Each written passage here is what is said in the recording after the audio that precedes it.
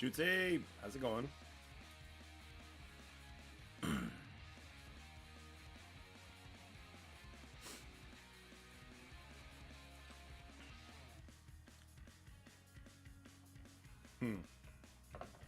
Doolom, you son of a gun.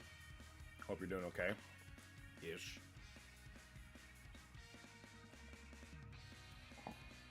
Well, you came to the right place then, Cross. What up, just a dude? Hope you're doing good. Hope everyone had a really good weekend. We got a big stream today, and if we get through it all, then we will we'll do some Power World too. I've been having way too much fun with Power World. Way too much fun. I'm just trying to get a Baby Camp 95. I'm just trying to get the thumbnail up for YouTube. Are Forge and Sunspot in there too? We can check. We can just look at the orbs. I don't think so though, because Nightcrawler was released before them, right? Cosmic Dozen DD6. Let's go. Halfway there.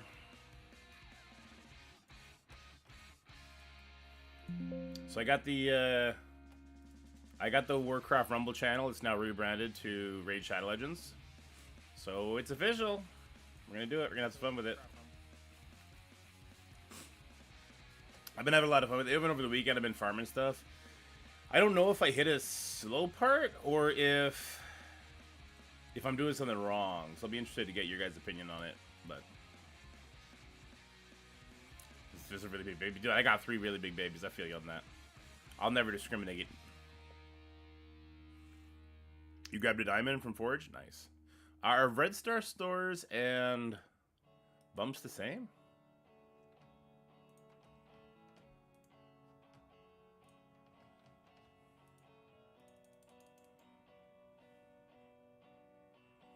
For Nightcrawler's third diamond, there you go. Because the person running them is a baby. Kyle. Yes, Harry Bumps and Red Star Store, but they are not the same. Okay. Yeah, they don't go in at the same time.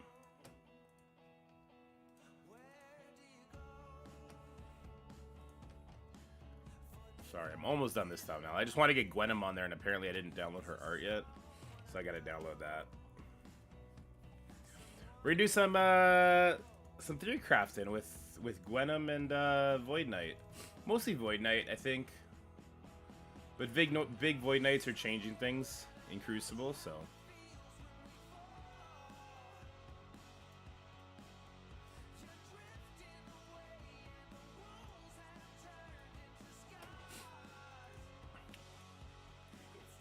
Hold on. Symbiote background.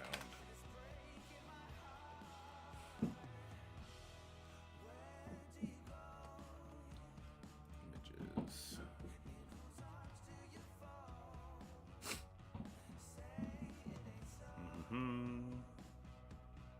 And it appears they are working phenomenally in raids now with Skrull. I'm not sure if the playtest lied to us in one faction or another, but I'll be interested to see if Red Goblin is then going to come in and be more of a every mode kind of character.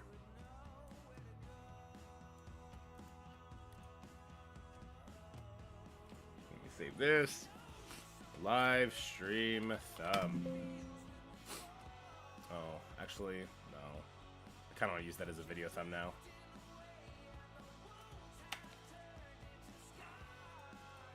Yeah, that's got to be a video thumb. That's too good. All right, let's call this baby account reaching 55. Week 4 review. Hivemind testing. Week 4 review is probably not going to be as positive as the other ones were, just being real with you. It's come to a slow, like a really, really stopping slow.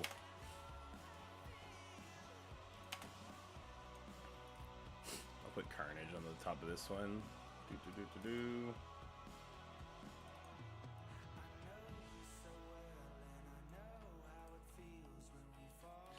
Carnage Marvel.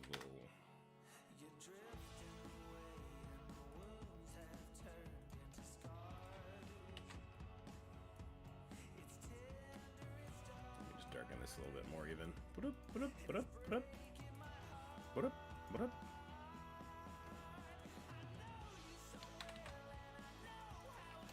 Live stream. Center it, make it tiny, move it over, corner, blam, blam, boom.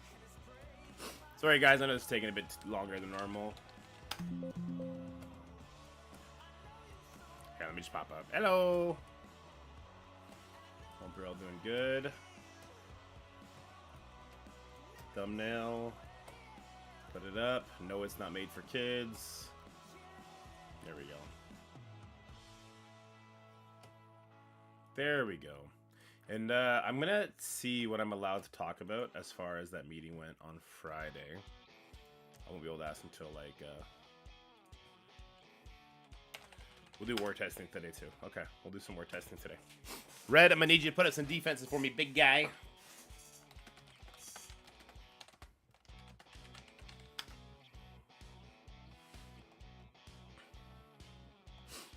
When did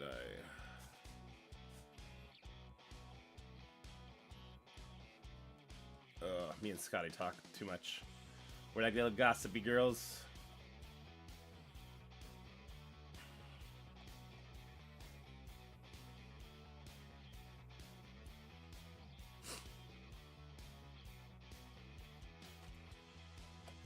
Okay, so we're gonna do Superior 6. Maybe we'll do New Avengers. Sure. Superior 6, New Avengers. Hang on. Let me hit red up. If you wouldn't mind, Red. If you'd be so kind, sir. I like Florida. My parents just got back from Florida. They went on a cruise with my sister. There you are.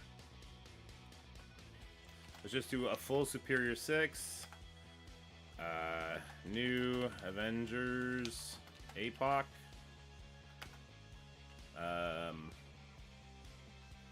What's a good scroll defense people are saying? Weapon X can get it done, but they gotta be pretty big.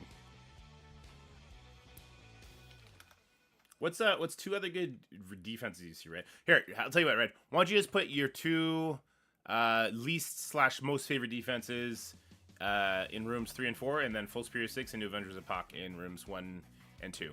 And if you can make one of them a Skrull team, even better. And we'll do that. If you wouldn't mind, sir. Got you fighting your alliance? Good stuff, good stuff. I don't know if they fixed Gwyn's passive yet. It's like over the weekend. Is Cloak and Dagger as a new player worthwhile?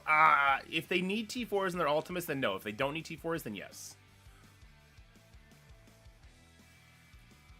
Scotty's count is getting up there, Juicy. It's getting up there.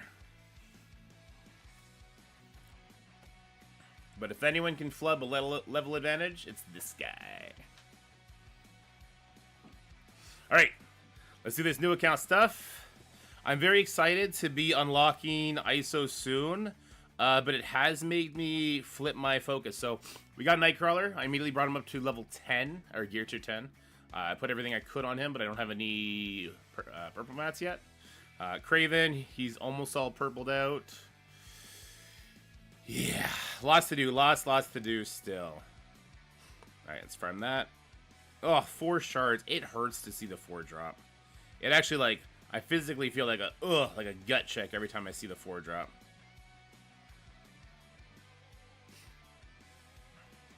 Alright, come on. We need 8 here to get the star upgrade. There we go. I'll take it. I'll take it. There's another 5-star character. We'll definitely have 6... Or sorry, we'll definitely have 5 6-star characters by the time we reach Dark Dimension unlocked, so that's good. Ooh, 0 Black Widow? Yikes. I still very much prefer if it was just 100% drop rate rather than the ×4. I get people sometimes win big on the ×4. I don't like it. Yeah, so I'm stuck on these. So these challenges were autoplay for me, and I can't do the next one until level 60. Like, it's so whack. It's so whack. Okay, we can't do that until we unlock ISO campaign. We gotta do Blitz. I have two teams that can do. Oh, actually, I might have 3 now. No, I still definitely only have 2. Let's just do you guys. I like how I can sim this, though. There we go. And then you. Sure, you and you. Sim that. What up, whoop?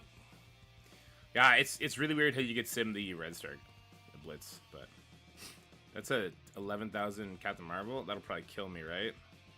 We don't want to drop down. Will that Ghost kill me? I think that Ghost would kill me too. So let's go back to the main team. Should beat that. Okay, we'll definitely beat this one. If I can get to 400,000 and collect all the rewards, that'd be huge. I will have to use all my Blitz charges, though, for it. Which I'm not too fond of, but also, you know. Let's do this here. We get one more in the 50s. I don't know about facing a Gamora. I'd rather face a 12k Gamora than a 17. Alright, we got to 315. That's not bad. Not bad, not bad, not bad. So if we get, what, 6 more wins? And we got that one in the bag. Let's see. You're 5, 5, 5, 5, 5. I'll probably lose. Yeah, it would lose there. Blitz event next week. Yeah, I know. But it is what it is. Change title to MSF? Oh, was it not? What am I on? I'm on Power World? My bad, guys. Thank you for the heads up. Appreciate you. Appreciate you, Trooper. I'm gonna blow my nose real quick.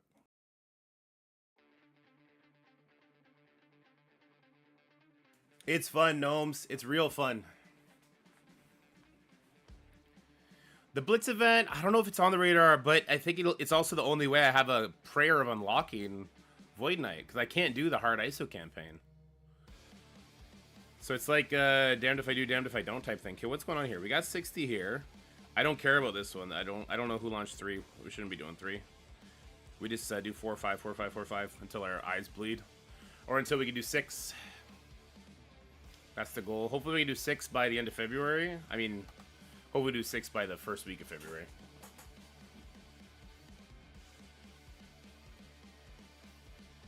Yeah, Stonewall. I meant to actually. That's the one thing I forgot to bring up in the meeting.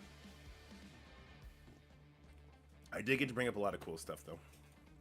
Here, I'm gonna start the message now.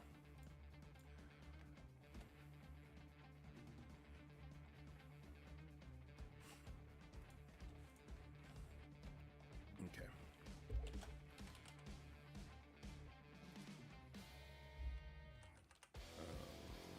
Okay, hold on.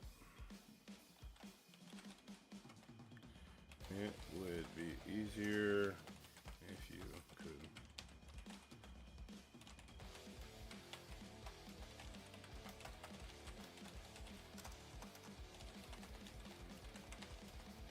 Oh, hey, we're missing our border. I just looked over and saw that. What the hell? Sorry, guys, you're missing your border.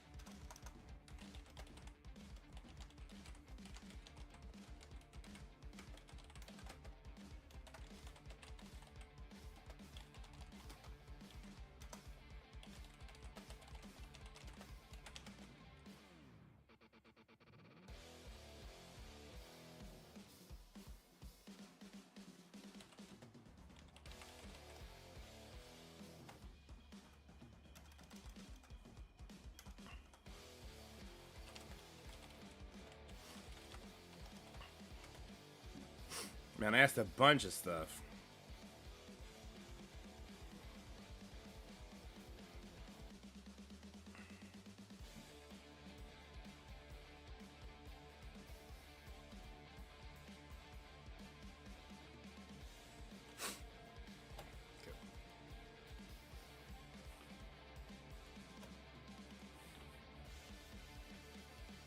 Because I will be allowed to talk about some of it. I'm just trying to figure out what.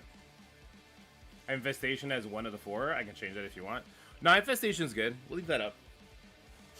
Because there's a bunch of stuff he's at now. I personally like the Lizard Spider Slayer counter the best. Because I think it's the lowest opportunity cost. What else? They're obviously Undying. Obviously New Avengers. Wait, do New Avengers beat it? The New Avengers should beat it, right? Maybe not.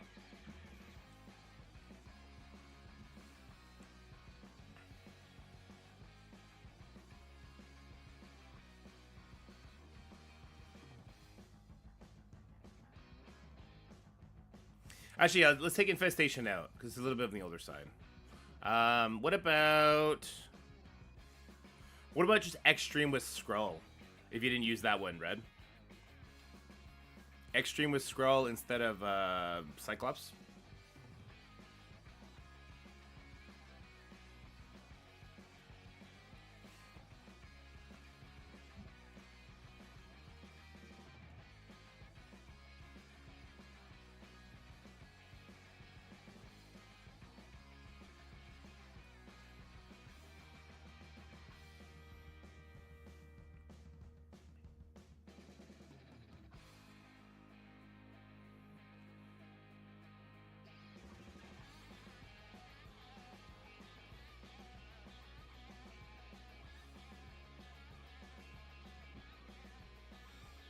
It may be Jutsi, but I would like to test that out. You have that in already? Okay, what about... So you have Extreme in there, you got Superior 6 in there, you got New Avengers Apocalypse in there. What's another really good one? Hold on, let me get the auto train going. And then let me go up here.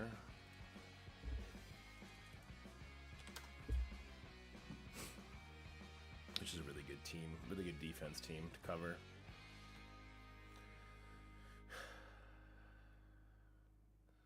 Ooh, you have your Hivemind unlocked, right, Red? What about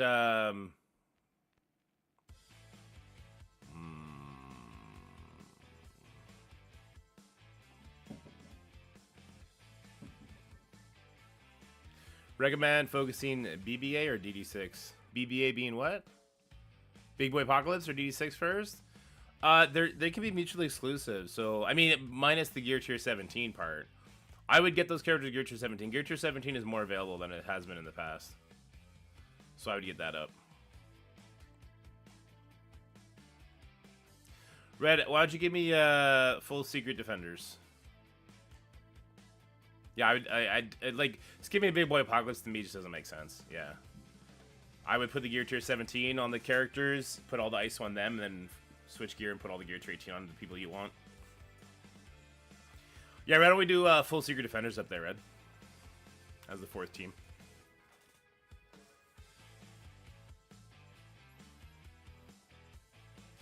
APOC will help immensely in DD6, yeah.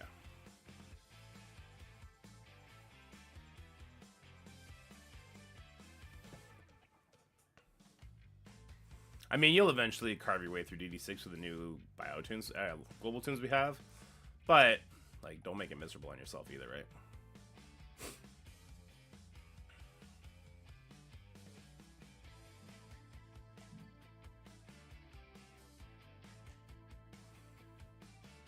We'll try and do 2 of these work counter videos, because I think a good one will also be Hivemind Sus, Hivemind Apocalypse to show people. Or just a Void Knight version with them. Doesn't need to have the other symbiotes in there at all. But symbiotes with Sus, because of all the damage that happens up front, that'll be interesting. I think Gamma would probably just shit on it though. Who knows? Is there a reason that practice can't include room buffs or seasonal buffs? Yeah, it's a coding issue.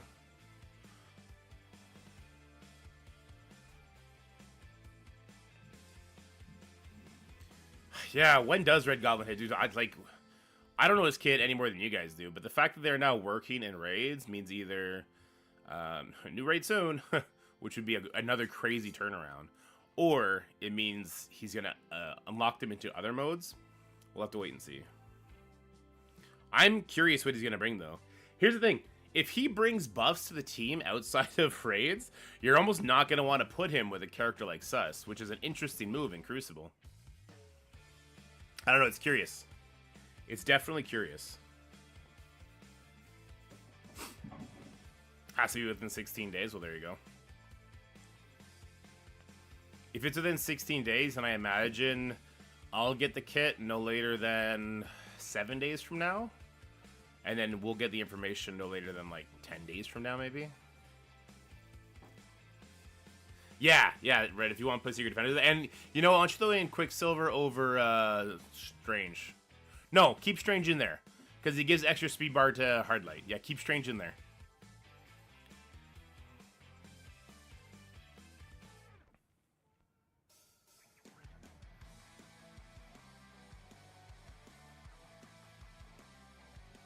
Ooh, put Nowhere. Yeah, no, you're right. Put Nowhere in there. It's a more interesting defensive team to look at.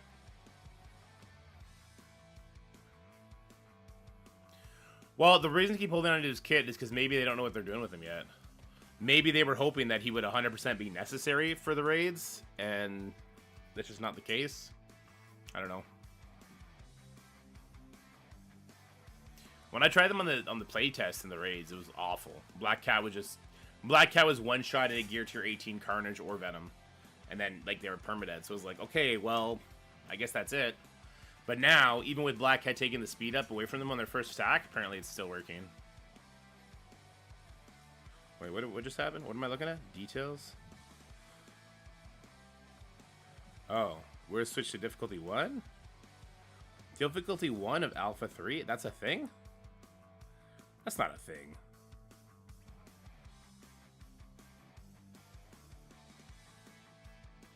How do I select it?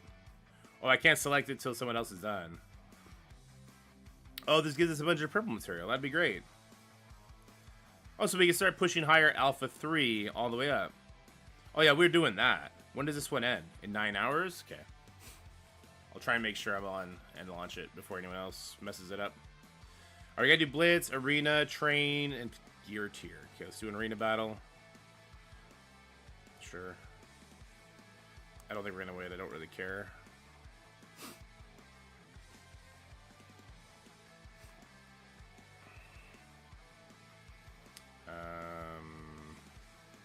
Here, I guess. Let's try and take this Thor out.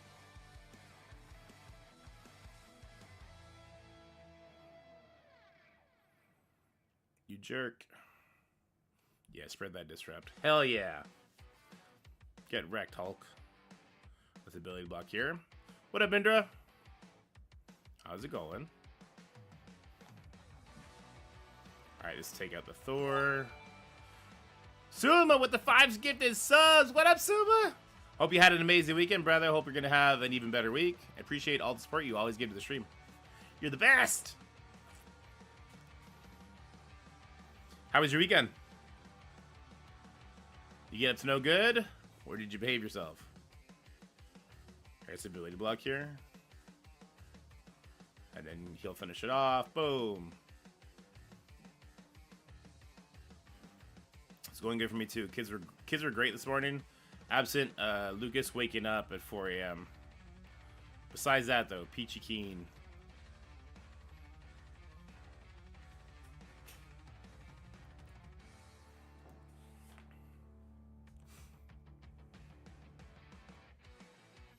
Alright, here we go. Train gear. Here we go. Doot, doot, doot, doot, doot, doot, doot. Is there anybody I want to level? Oof. Not really. Oh, Cyclops. Okay. Perfect. And then a piece of gear. Well, let's see if we can farm. I'm farming Cyclops up because we're going to have the full Extreme team. I didn't realize, because back in the day, if you missed a character release, it'd be a while before you got that team unlocked. But now with, like, passes and stuff, you actually get them. It's really interesting. It's good. It's really good. Is that enough to get the piece on? I need these. Okay. Yeah, I'll spend one of those. There's 5. There's another 5. Good stuff. How can I beat SD APOC at 3060 arena score. So if you have your own Secret Defenders Apocalypse, you want to take out Photon and put in Big Time Spider-Man, and you want to use Big Time Spider-Man's ultimate on Hardlight. And if you do that, then you'll have a really easy path to victory, Suma. If not, if you don't have your own Apocalypse, which I don't think you do, then I think you need to start mixing in a character like Big Time over Photon, Quicksilver over Strange. You have Secret Defenders of Dormammu, Kang, and Doom. Okay, so Kang will give you a turn meter advantage on your Secret Defenders, and Big Time will let you control the enemy Hardlight, but you'll still get turn meter round. It's going to be really rough. Without Apocalypse, it's going to be really, really rough for you. So why don't you do this? Why don't you do a pre-taunt in the corner with Big Time Spider-Man beside him, and then Robbie Reyes, Miss Marvel Hardlight, and Black Cat on the other side. That way the enemy Hardlight in Arena targets a different character. That doesn't work. Yeah, you don't want to use Dorm against Black Cat. I forgot, Hardlight in Arena just ignores taunts, doesn't she? On the defensive side. Is there a way to cheese that? She goes for like the highest something, right? What does she go for? I have her unlocked. Hold on. Where is she? Alright.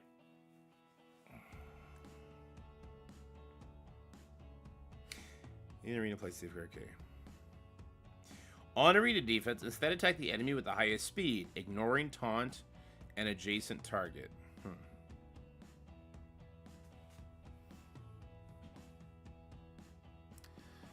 So it normally goes on to Black Cat? So can't you just...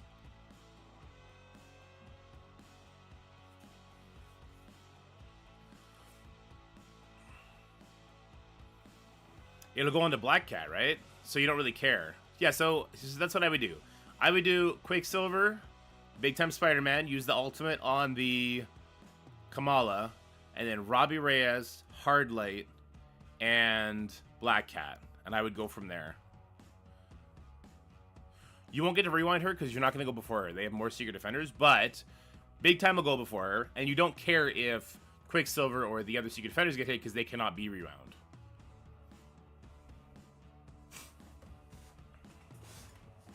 So yeah, that's what I would do. Big Time Spider-Man, Quicksilver, and then the 3-piece Secret Defenders, and see what you can get accomplished with that. You're gonna want to try and kill the Apocalypse, oddly enough, which would be hard to do with his immunity. People raging on YouTube comments saying Hivemind releases trash, selling us a super expensive team when it comes to gear, and we don't know even what Red Goblin does or how well it works.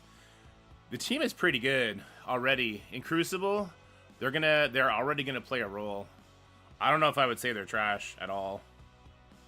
At the very least, Void Knight's not. As far as expensive goes, are the new characters... How expensive are the new characters? Because Carnage and Venom are expensive, right?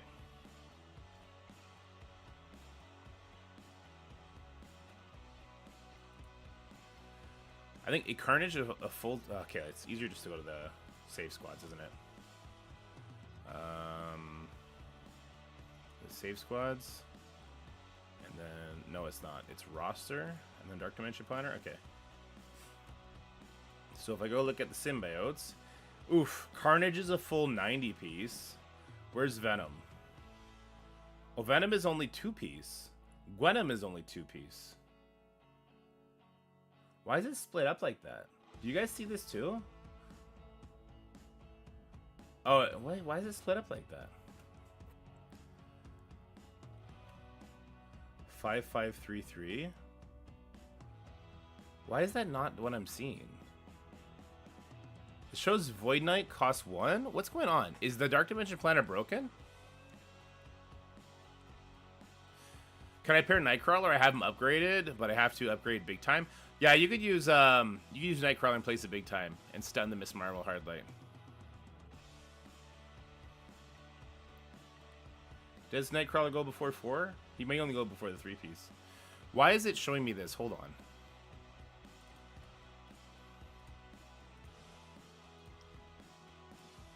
It's showing me this. Like when I look at City, like Carnage is a full. And then it shows Venom is 2, but he's the same color as the full. I thought Venom was full. Is Venom supposed to be up here? Hold on. Oops, I accidentally clicked somebody. Take him down. Oh my god. Take him down. I think it's broken, right? I thought Venom was a full cost. Yeah, I thought Venom was a 5-piece too. Okay. Okay. So let's put him in, because this is on the baby account. It'll show me exactly how expensive they are, right? So if you put them in, it makes it work. So that's 61, 122.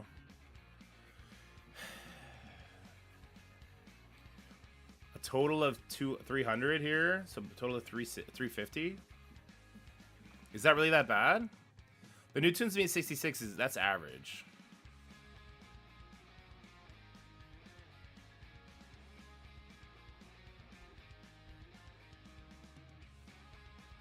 The new experience is not that bad, Sylvan. Once you get to like level 50, it slows right down, but they're looking to try and fix that. So it was reported a while ago. It's still just broken. Interesting. Yeah, well, I mean, when they stalled out Hivemind for like half the patch, it must have broke stuff. Regardless, though, we can see it once we put them in. Is 360 Gear Tier 18 that bad for 4 people? And the fact that they split, like the symbiote, the alien spores is an issue, right? Because the thing about the symbiote team, Carnage and Venom, is no one had Teal gear on them, because their usefulness died out long before Teal gear. Their usefulness died out before Gear Tier 15, right?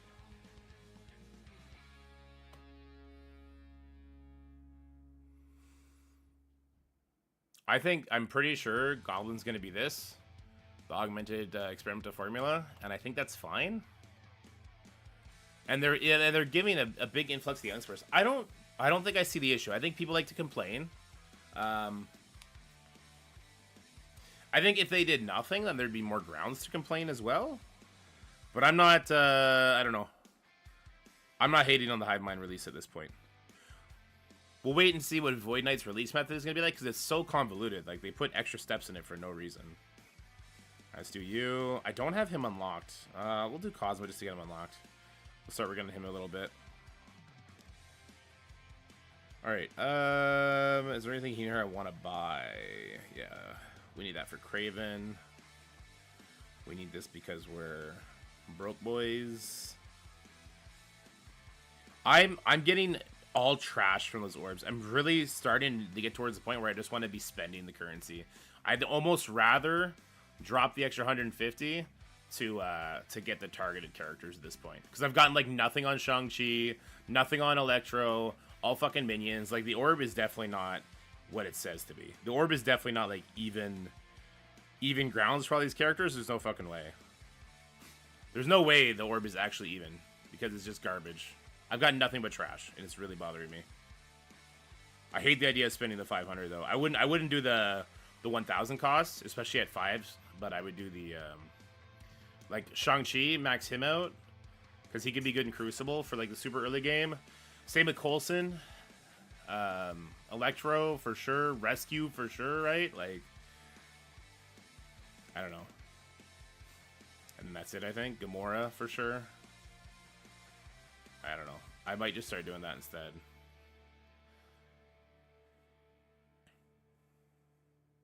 It'll be a loss in gold, but it is what it is. I think I'll start doing Rescue, because I'm going to get Kestrel. We'll have Iron Man Infinity War. That 3-piece will be good in and of themselves. Yeah, I'm going to start doing that. I have to. We'll do Rescue until she's unlocked. Whoops. Man. The raid store has been a lot of the same too. We get 20 shards. I can just farm up Mysterio that much faster.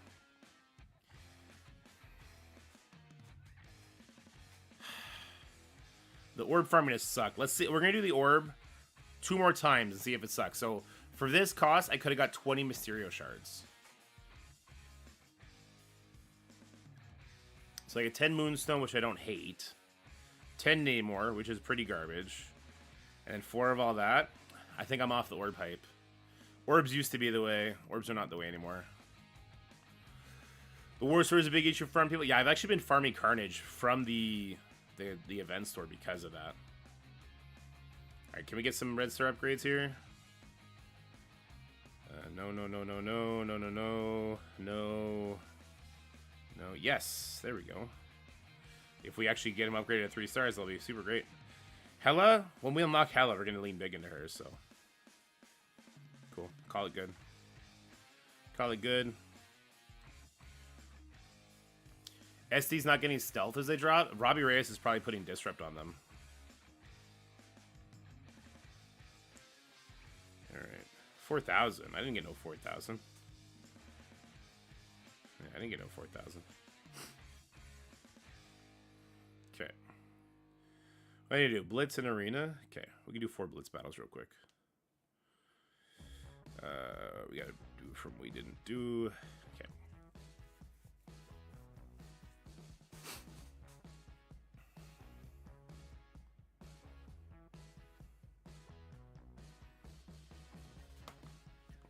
Coulson, Fury, Ronin is a great trio in most game modes. Yeah, and I have Mockingbird too. Yeah, Ronin giving the speed bar, Coulson and Fury popping off early. I agree with that.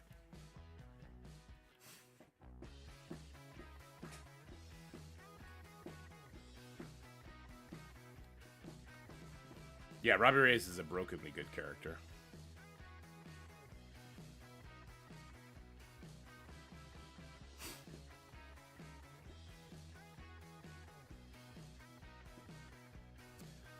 This is not the Red Star Blitz, this is the regular Blitz now. You have Raid Sim, but only on the Red Star Blitz. Which is super weird, right? Makes no sense.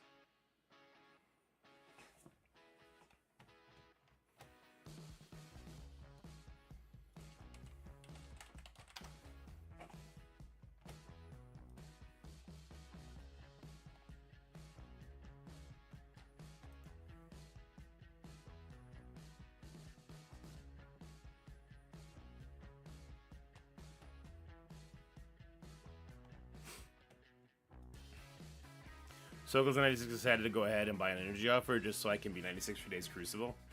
That's how they get you, Hugh. That's how they get you.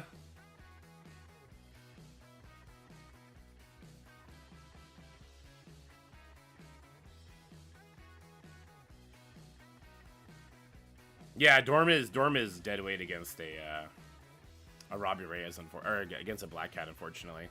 And even if they didn't steal the revives, Robbie Reyes and Black Cat innately do permakills. So it's like, even if the revives get resisted, sometimes the Black Cat or the Robbie Reyes permakill will get you. And by sometimes, I mean, is it 66% of the time? Because for both of them, 2 of their abilities are permakills. Maybe Robbie Reyes is all 3 of his are permakills, actually.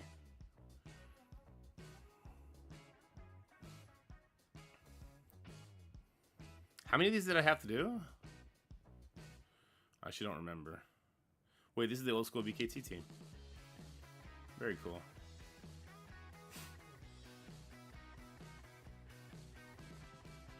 Four? Okay.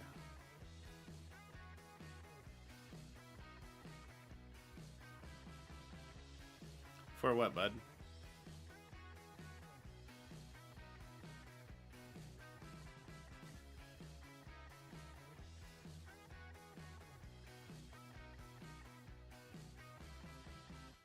I was talking about with Rebirth on Doom 3.2. Would you recommend investing a bit more in them, or go slow on Hivemind so I could build on my DD6 2s?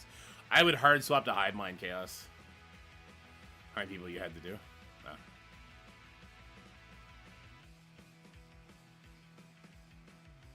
His passive also permakills? Jesus. There you go. Robbie Reyes is too good a character. He's legitimately too good a character. Every once in a while, we get these random characters that are just too good, and Robbie Reyes, that's him. He's that guy. Teams to build for Morgan Le Fay Saga. So, your heroes and your global section, they should just kind of happen innately, right? Like Global, Extreme X-Men, we'll get that done. Your heroes, you know, your Secret Defenders, minus Black Cat, your Eternals, your Tangled Web. Again, your Extreme X-Men will do that as well. And then Hivemind. And then for villains, man, I'm a firm believer in just doing the first 4 nodes. But to get the unlock, villain section, that's going to be like your Not Morgan Le Fay if you're trying to unlock her, I suppose. But, and probably not your Apocalypse because you're trying to unlock her too. But you'd have your Black Cats, your Omega Reds, your Thanos. Man, when we first did it, it was pretty interesting. What up, Sean?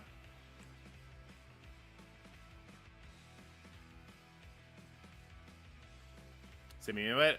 All right, Senpai. When a spot opens up, send me your information at DM because we have a waitlist right now. I think it's only 2 people deep though.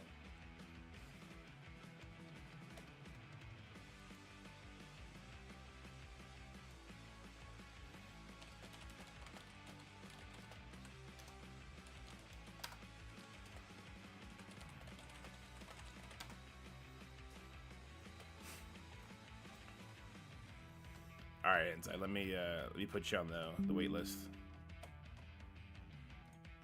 I'll let you know as soon as the spot opens up. Currently, actually, we got 1, 2, 3, 4. Did we ever get Galactus in here, or did we leave the other guy? Is that it for blitzing? One more, okay.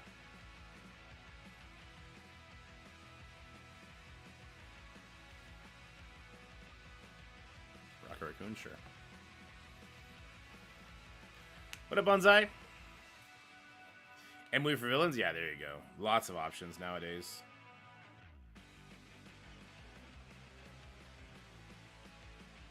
Forgot just how grindy that game is. Too much for me? Fair enough. When it's your first time, I think it's more acceptable.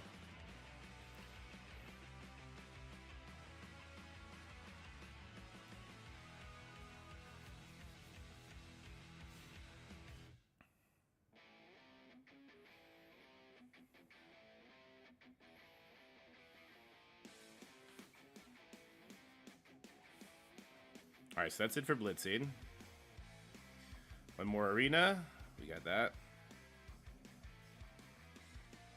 So, I was so tempted. Because Nightcrawler, he's in my store. Even now, he's in my store.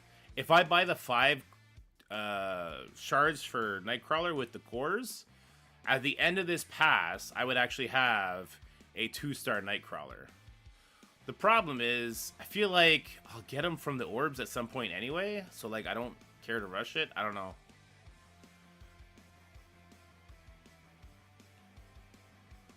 I feel like the Wave 1 Avenger team is about to stomp me. Can this ability block land? We're about to pop off. We did not land the ability block either. Come on, Vulture. 4-star Vulture. Gets it done.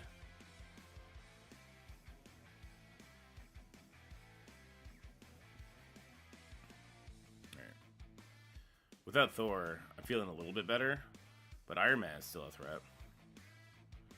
This will be very helpful. There we go. Let's get on that Black Widow. Damn. Can't kill this Black Widow to save our life. Get her! We don't want to get stunned! Oh, god damn it. If you go back and look at Green Goblin Scourge, run ranking rewards, Scopely messed up and we're getting the extra shards again. Good. Don't tell them. I mean, they're gonna fix it before, but don't tell them. Cyclops also countering Dorm. Yep. All right, then there was 2. Do they have ISO? Frick, these guys do have ISO, but they're the wrong ISOs at least. So there's still some hope. They hit him with a slow. I'm excited to unlock ISO. Kind of bummed we didn't do it today, but... Ah! Nice. Alright, we win.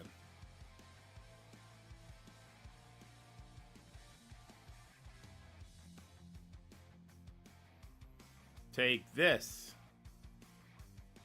Thoughts like getting Nico past level 95 for the event. I really don't feel like upgrading my new warriors, so I'm looking for alternatives. I really like Nico.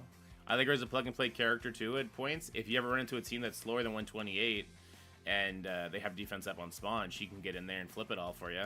Set in a stage for you just to devastate your enemies. How close am I to leveling? Oh, I'm still super far. I guess not super far. By tomorrow we'll level, but it doesn't feel good. So I'll have the regular ISO campaign open tomorrow. Baga! I want it now. This gives 100 XP. Yeah, we'll have it by tomorrow. Alright, there we go. We did our donation already. We did. Look like this anyway. Oh, yeah. Stark Tech. Who was I working on? Was I just doing all of tech? I forget what I was doing.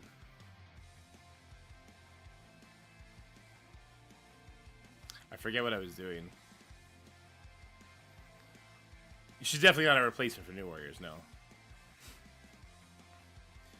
Nico is kit-based, but she can surprise you with some bleed damage. She wouldn't make my like top list to rush to 100 though. Requires level 18. Okay, well, at least we're gated by the Alliance level. That makes it better, I guess. Stark Tech is a mess. Stark Tech is a mess of a system, and I hate it. It doesn't make it better. It makes it much worse. Stark Tech is a joke of a system that needs to just go away.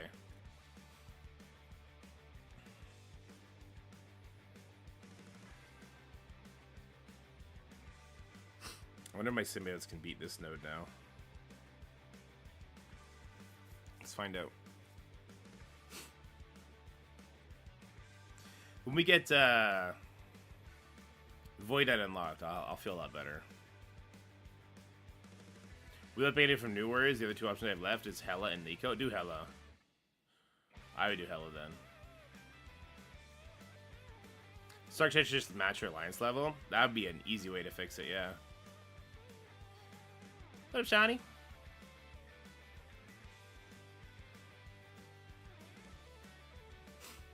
Alright, we are not going to beat this node again. Oh, they have ISO. That's cheating.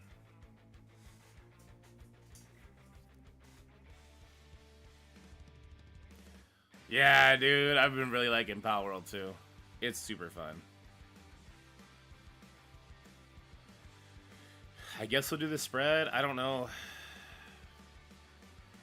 Carnage getting focused like he normally does. Good stuff.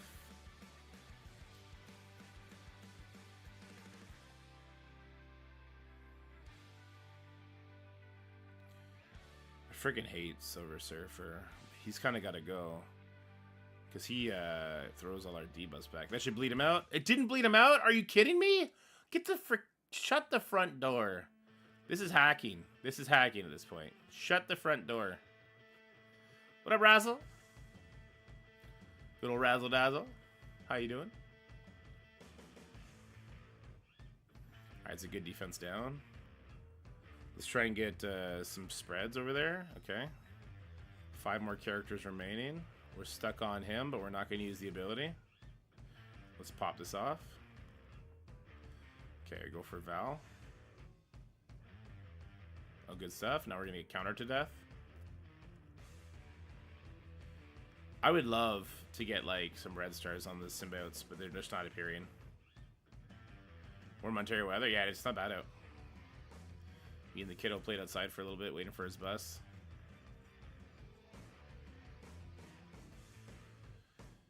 I don't really want to do this because he's low. I almost just want to do this. Let's just do that. Okay, can we do this? Good. Carnage! Carnage, no! Venom, take some hits! Spread that. Okay, good. Please kill the Valkyrie. Bleeds, bleeds, bleeds. You got that? Ah! Oh! You son of a bitch, bleeds.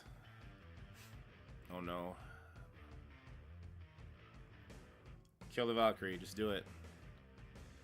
Oh, we might get the node done. I think Venom might be able to solo 3 people. I'm not sure, though. God damn, leave Carnage alone. Everything they do is AoE.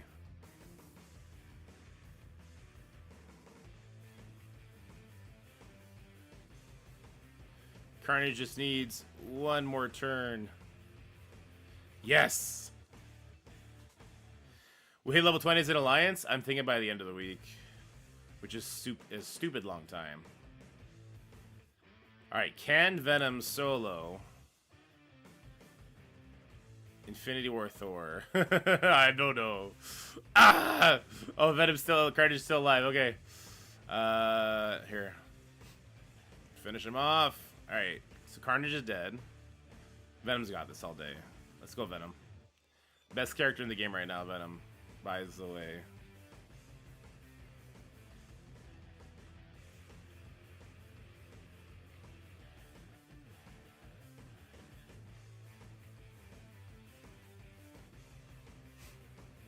Also, this is the only time you're going to see Infinity War Thor take more than one turn.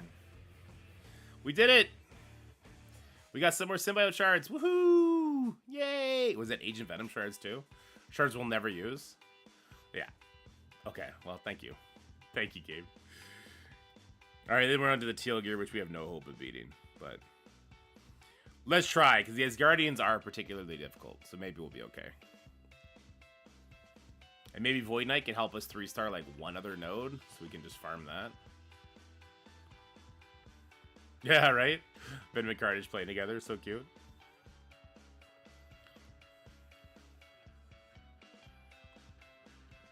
Do those dodges off so Venom can spread it. Spread it, daddy. Yeah! I only have one team above 100k. The hand rooms are 100k each, so just leave them as my defense for now. True. That's kind of a scary thought, isn't it?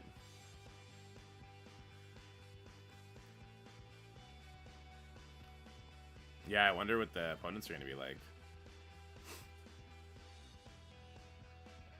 Oh, Echo lived. That's what I didn't want to happen. At around 44,000? Okay. Maybe it was just that Asgardian node is particularly difficult because they're so tanky against the original two here. Alright, I don't want you to do your thing. Sure, you can hit off that. You can extend it. I don't like how Carnage got a slow there.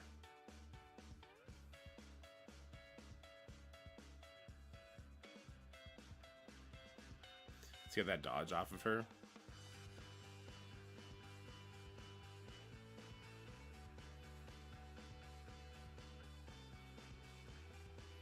Come on!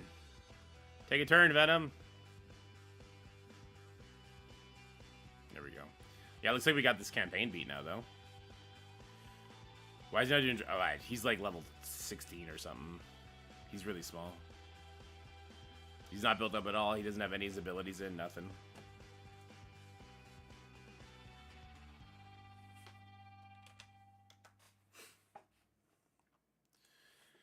They'll sim it from here. Good stuff. We like those debuffs. Yeah, the Hero's Guardian node was tough. Tough as nails.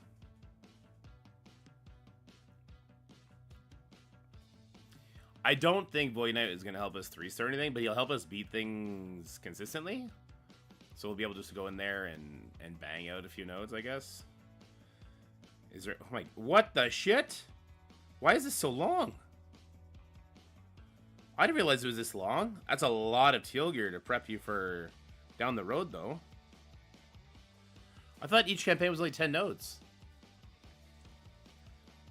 I'm fine with it. That's a lot of first-time rewards. Alright, we gotta take her out, I guess.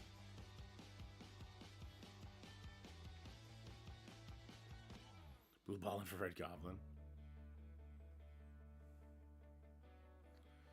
Can we land the defense down on the... Oh no, Venom's going first. Let's try and take her out. Good stuff. Morning, China. How's it going? Can we kill him? Nice. I think this is autoplay territory at this point. I think it just takes too long to do otherwise. You get like 100 or 200 orange orbs. It's like a DD1 run. Nice. Showcases are really good then. Targeting is not really good though. Why on earth is it targeting over in the corner on a Spider-Punk? Just chilling. Yeah, we're gonna do video week 4 review once we're done doing our stuff here today. I think it's week 4. I'll talk a little bit about the mating. Just hint that I'm going to be able to share some stuff, but I'm not sure what yet. Show that we've made some progress. Hit like level 54. Looks like the two symbiotes can kind of get through it. They're both 4 stars, mind you. Big time is a problem. Oh, Jesus. Jesus, big time is a problem. Does Venom get through him? I'm not sure if Venom solos him. Well, flipping that into offense down surely helps. Not having a dodgeable basic helps too. Oh yeah, Venom's got that. Okay.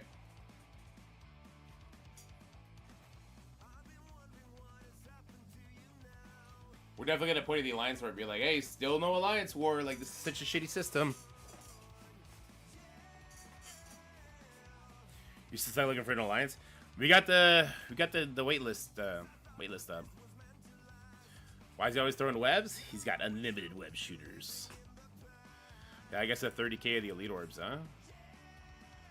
Not mad at that. Never been so.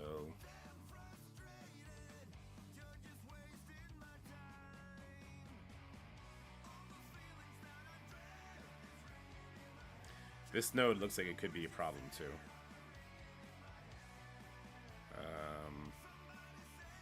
Damn, Venom got ability blocked. Venom getting ability blocked was the worst thing that could happen.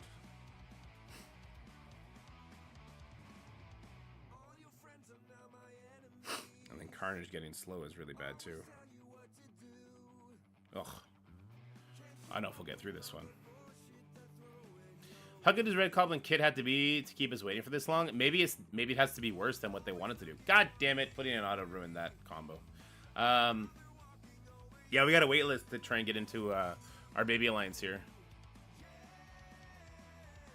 Only 4 of them are active. Yeah, see? Let me check the activity on our guys.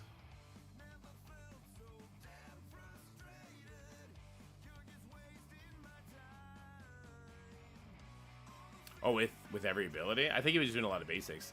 Because his ultimate is such a long cooldown that I think he was just default to... Oh, Jesus. Carnage is dead. Maybe we gotta wait for Void Knight for the rest.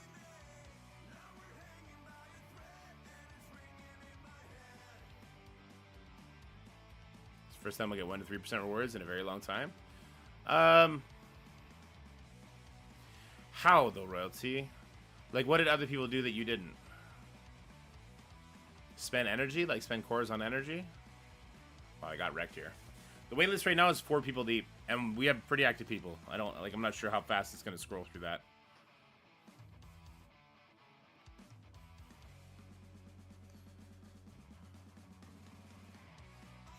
Last active. Alright, Phenomenal J is gonna go. Baka and Sniper, they're still fine as long as they get in and donate. Everybody else is still good. How many people do we have under level 50? We got Gopi under 50. Mega Belvy under 50. Who's the one that just recently joined? Because he wasn't on the wait list. He just kind of snuck in. Because we were set to public. Oh, fuck, I can't tell.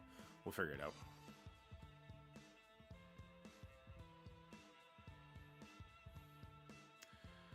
He'll never land it. Ooh. We can put some gear on Venom? Hell yeah. Can I put some gear on Carnage too? One piece. Okay.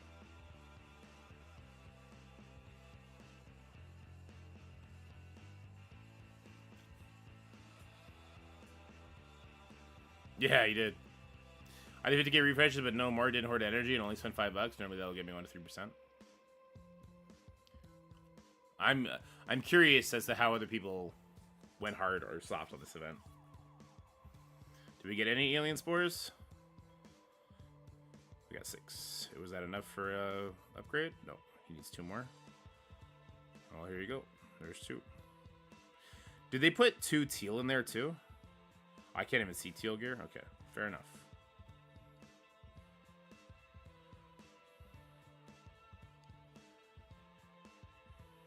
Okay, I'll put this on. This goes on. this goes on. There's a couple characters we have no brainer leveling.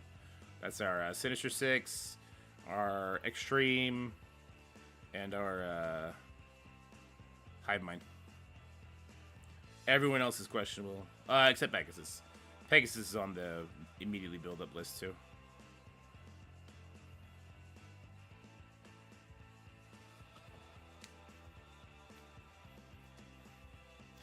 $50 daily plus web milestone is a 1 to 3%. Is that so? How is the?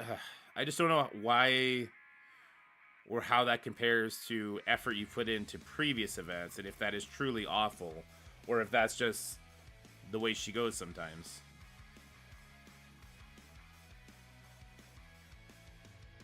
Fuck all green drops. God damn it. I can unlock Green Goblin Classic with just Rebirth. Mine is 900k. You should be able to, Sean. No, I'm not doing time heist. I'm doing straight regular style. Speaking of which, how many days logged in are we? We're at 22. That puts us at week 3, right? That puts us just over week 3, doesn't it? 7 times 3 is 21. Yeah, okay. This is our week 3 review. Oh, okay. Okay. Level 15, and it's getting up there. So we get 60 a day plus what was the rest? We get 260 or something like that. Fairly easy compared to events. So here's the thing. I did pretty good on the blast off event then, right? Because I was doing that too. I did 95,000 points. Where's that going to put me? I should have probably pushed for this last one. Yeah, I definitely should have pushed for this last one. Whoops. Whoopsies. I forgot. I didn't realize it was ending. I probably should have pushed for that one. That's a big one. Whoopsies. I just like the bandolier. Let's go, kid. 14,000. So I'm probably in the bracket outside of 1 to 3%. I'm probably 4 to 10.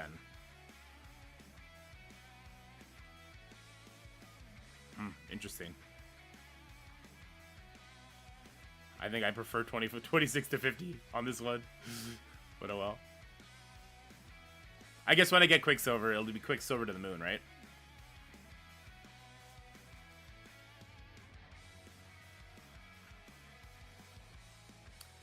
Yeah, people are excited for the level cap because of the big stat jumps it's done.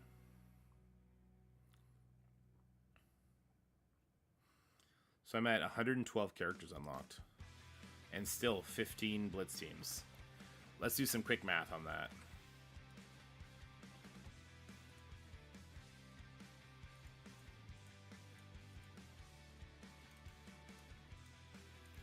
So I have 41 characters I can't Blitz with. Oh, damn it, Scotty, you're right. I did. Yeah. Habit. Just straight habit. Yep. Is there a campaign I could push right now? Cosmic? No. Nexus? No. Villains? No, Villains and Heroes is level 70, right? I gotta be 70 to this one, and I gotta be the first one there to do Villains. So the next one I unlock... Oh, I unlock Mystic Forces at 55 and Isotope at 55. Okay. More Blitz for me? The very little bit of Blitz I can do, yeah.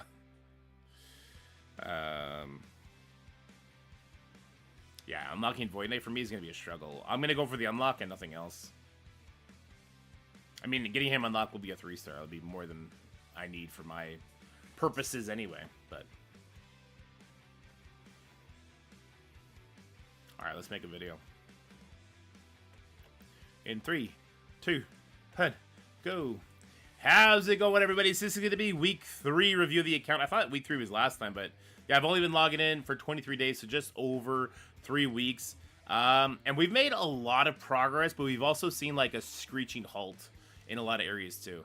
So I now have 116 characters unlocked. I'm starting to reach that gear tier 10 plus. Once I hit, I believe it's 50, or once it's 60, but I can go all the way up to, yeah. Once I hit 60, then I'll be able to go up to gear tier 11, and then 65 is gear tier 12, and then gear tier 13 hits at level 70. Level 70 is going to be a big level for us, but it's been a grind at this point. Like, getting gear for a lot of these characters is super hit and miss. You're super reliant on RNG orbs, and you don't get enough of those orbs for it to matter too much. I'm still really enjoying it. Don't get me wrong. I'm still really enjoying it, but when I do something like this and I don't get any of the blue skulls for bio characters because I'm trying to get ready for Void Knight, like, it's not a feels good moment for sure. And yeah, I didn't get any of those catalysts, but nah, this is the wrong gear tier. But there's so many different types of pieces of gear you need for all the traits when you're starting out with all these characters that you are getting a lot of characters rained on you, which is a good thing. But when you don't get anything to build them up, boy, it's not very fun. Another thing that is coming soon is going to be our unlocking of the ISO campaign and the Mystic Forces campaign. Both of those happen at 55. That'll be tomorrow. There's going to be an event for Void Knight where he's going to be unlocked through the ISO campaign, but it's not this campaign. It's this campaign over here, which unlocks at level 80. So Void Knight could be like the worst release method ever for mid-game players if they're not level 80 yet, because now that I'm seeing that it's going to take about 2 months to get up to 70, if not 2.5, 3 months, that extra 10 levels up to level 80, it might be like 6 or 7. I don't know. Someone who's been playing for like 4, 5, 6 months of the game, for them not to be able to participate in part of the character's release method, to me, is crazy. It's absolutely crazy.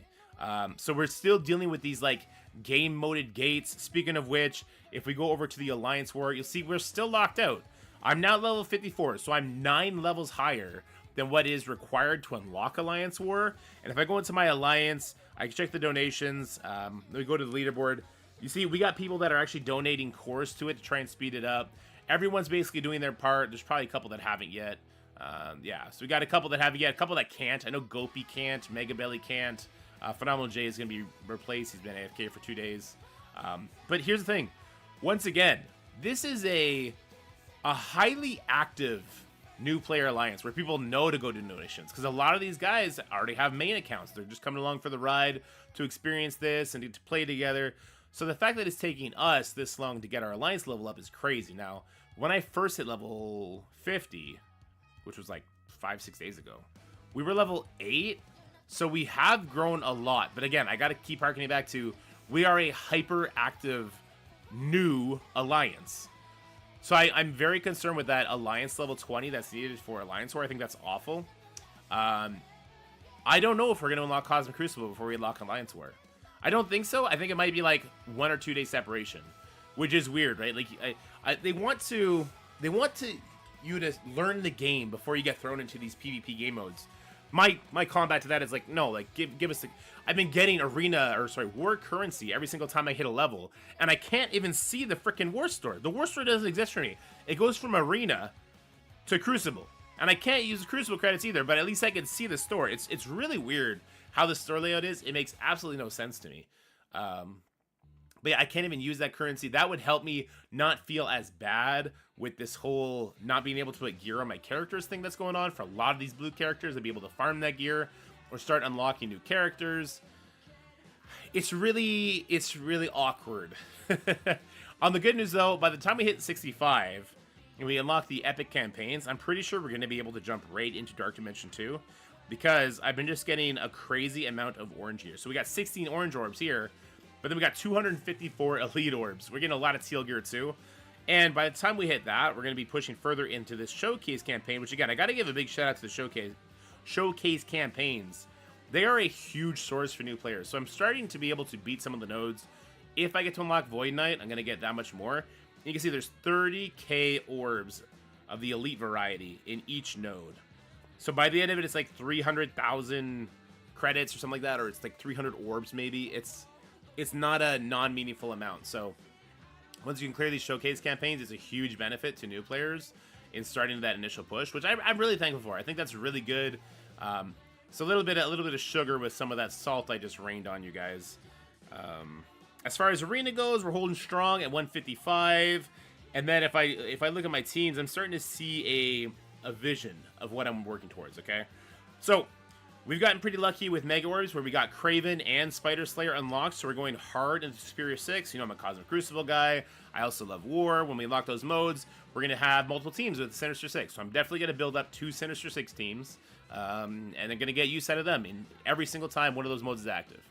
We're also going hard on the Extreme team, so we got Gambit. We unlocked Nightcrawler from the past right now, which is incredible. So if you're a new player starting right now, you get a free Nightcrawler unlock, and I think you get 5 shards away, or maybe it's 10 shards away from a 2-star Nightcrawler, but you just need him unlocked. That's all you need him to do.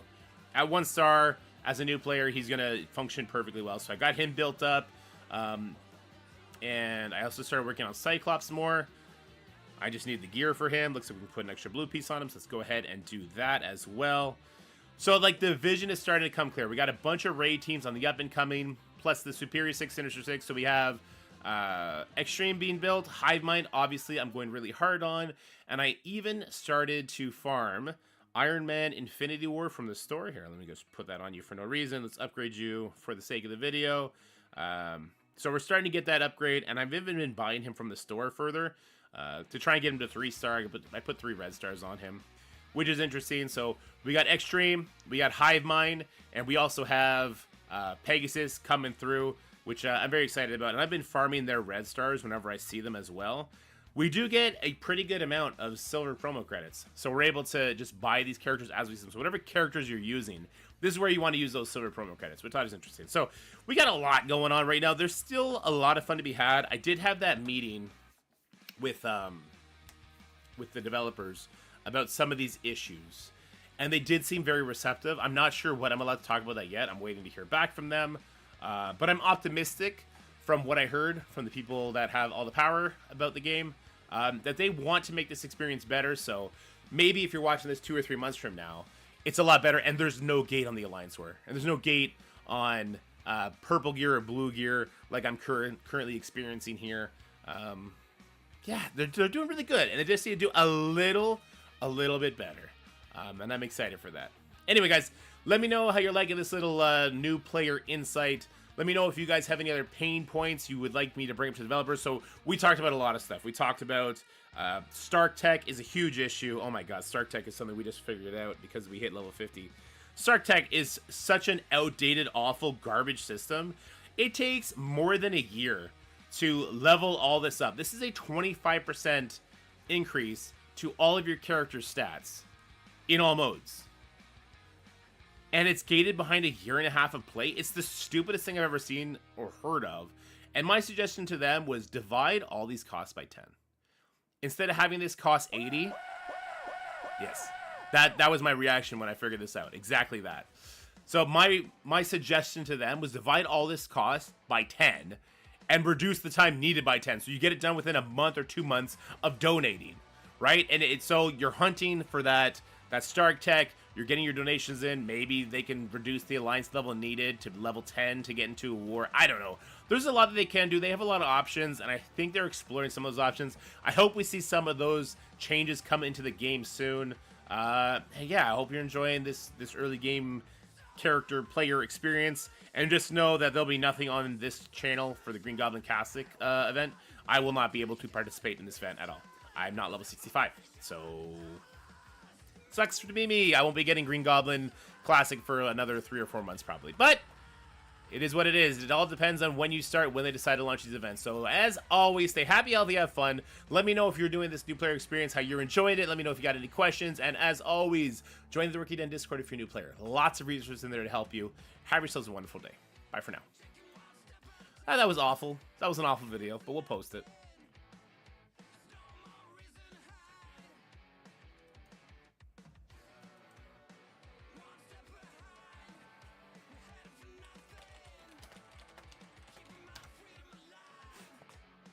Lower the level requirement for everything? Yeah, I think so. Lower the level requirement for everything. Give a lot more purple and blue gear.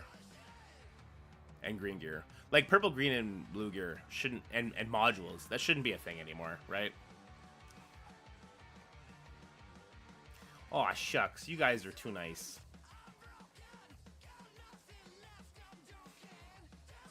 It was just all over the place. Normally, I like to try and make it flow, so I go from left to right.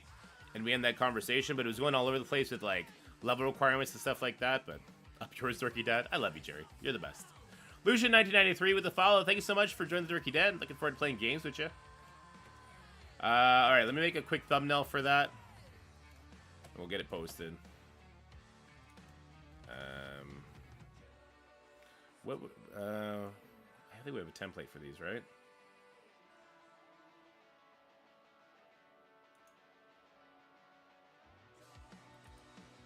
Is this just number 3 now?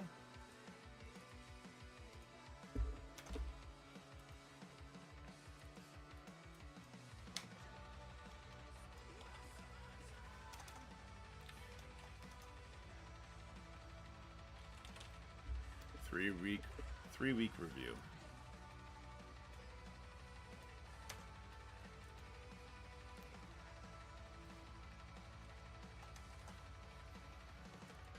I kind of wanted to make it a bit more inflammatory. The Hivemind is doing their job already in raids. They might be really good elsewhere though. This third week drives new players away. Nah, I want my titles to be short and snappy. This week kills players. I don't know if I can use kills in a thumbnail actually. This week, I don't think I can use kills in the thumbnail. This week,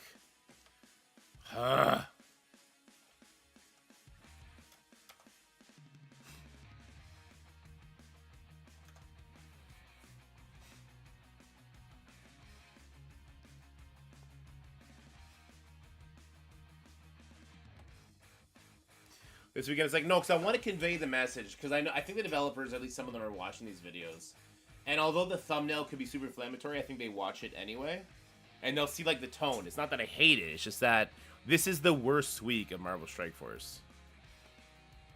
These are the worst 2 weeks of Marvel Strike Force. We're weeks 3 and 4.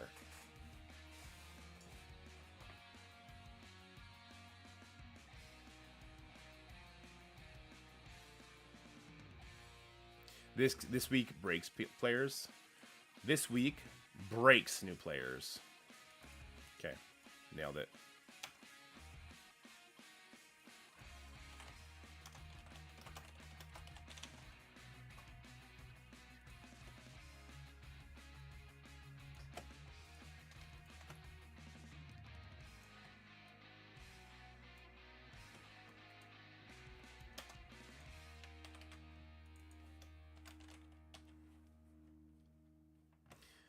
This week, because you don't unlock anything. You're slogging along. You may not have the wherewithal to join an alliance that has Alliance War unlocked. Like, this is the worst week in Marvel Strike Force if you're a new player. And the thing about it is, this is the third week. It takes 22 days to build a habit. So, like, this is the most important week for Marvel Strike Force to really make people want to keep logging in, if that makes sense. Oh, hold on. I think so, Suma. I think that's exactly what's going to happen.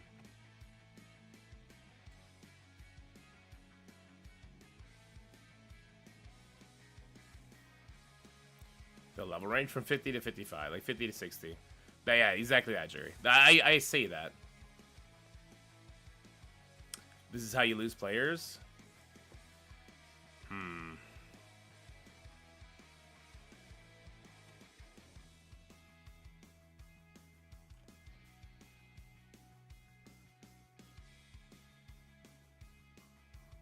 We all play at different speeds.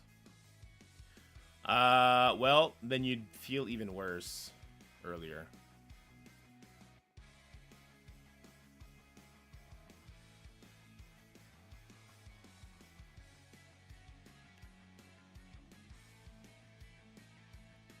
Regardless, I'm not going to say this level bracket between 50 and 60 breaks new. Like, I want a snappy title. This is already 2 words longer than what I want it to be.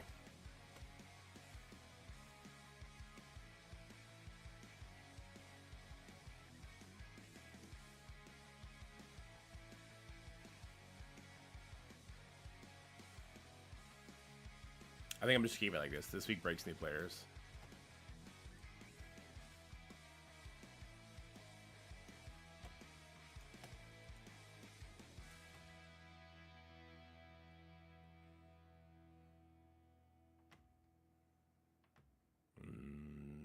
Who do we want to use?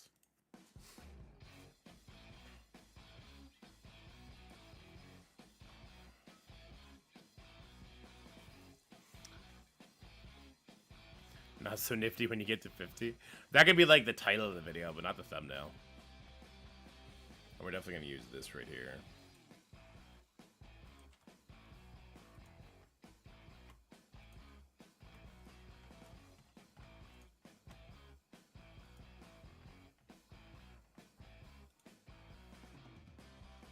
Board and no reward. That ain't bad.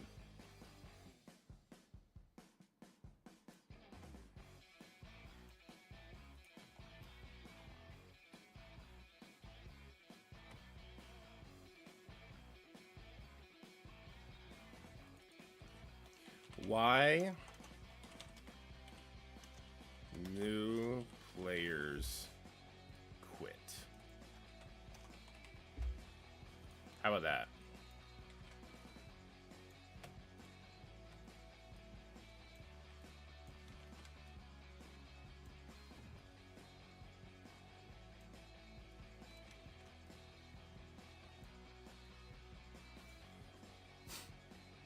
And we'll throw some red arrows in there for good measure.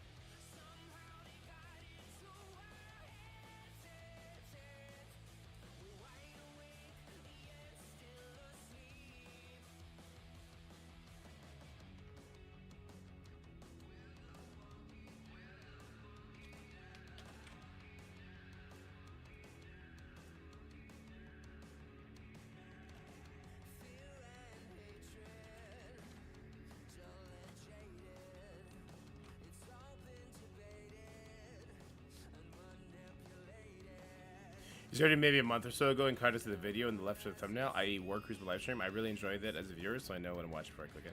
Yeah, I want people to know what they're walking into. It's just because we do a lot of gameplay videos recently. It's definitely hurt the numbers, but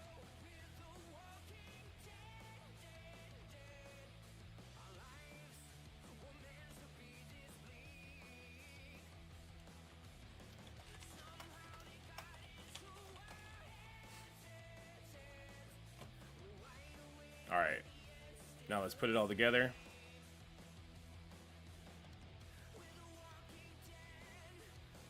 Yeah, my brother-in-law's got a birthday on the 29th, actually.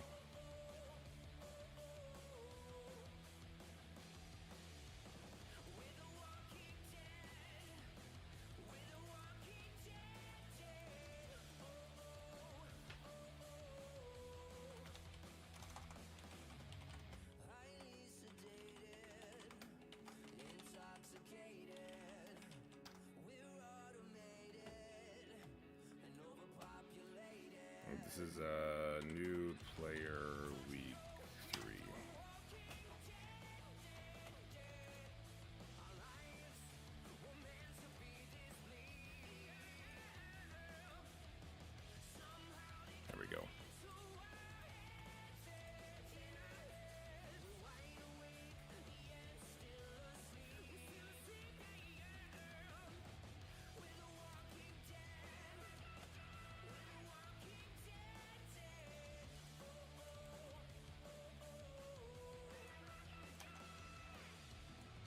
What happened here with this sound spike? What was that?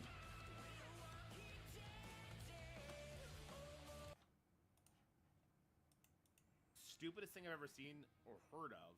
And my suggestion to them was divide all these costs by 10. Instead of having this cost 80. Yes. That was my reaction when I figured this out. Exactly that. So my suggestion to them was divide all this. Yeah. I didn't get into why you would need to divide all that by 10 instead of just taking it away, but you guys know. Because you could use that currency in the war store for a bunch of other shit. Yeah, I literally just have to slap a finisher on it, and I'll tell you we'll increase the volume here by 5 on both.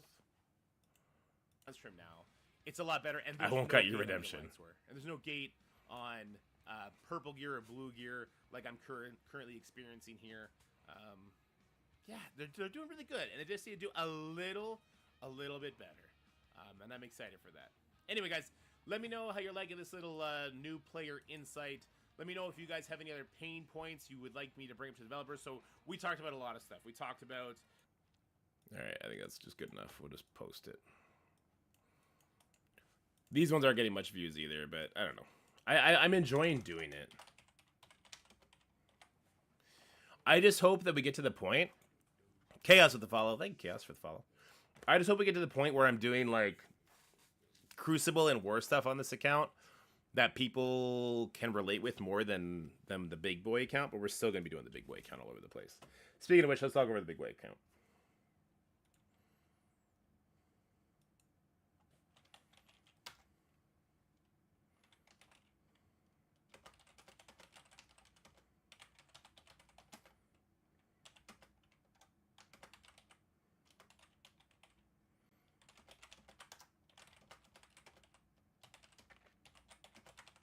Oh, Jesus.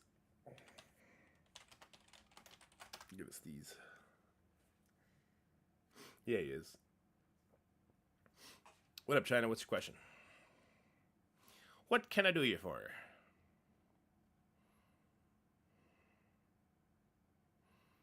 Where's my tech gear going right now? So they're into purple. Those three into purple, which means I should be able to do Shocker and Mysterio now, right? Or do I want to save all my tech gear for Iron Man Infinity War? I probably want to save it for Iron Man Infinity War, I guess.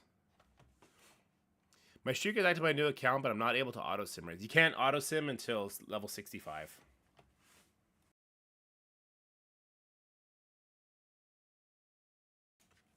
Yeah, sim is inactive until level 65 and everything except for the red star orb for some reason.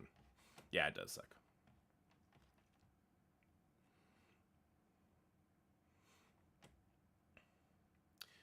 Daily objectives? Yeah, I guess mine aren't getting completed either. I definitely have the week-long thing. Yeah, that's weird.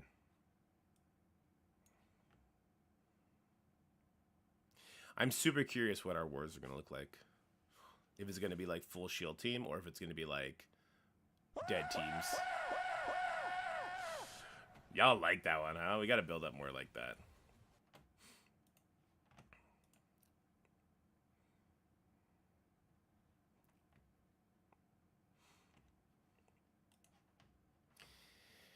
How do I feel about Raid Shadow Legends? I'm enjoying it still. Yeah, it's growing on me. It's not growing on me, especially because I know, like, I'm on, what, day 3 or 4 right now?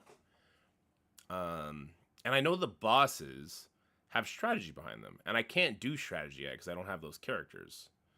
But I was still able to brute force my way through the 500k mission, which was something. Oh, dorky. Green Goblin possessed that sound. There you go. Oh, dorky. Yeah. Scotty's most uttered phrase.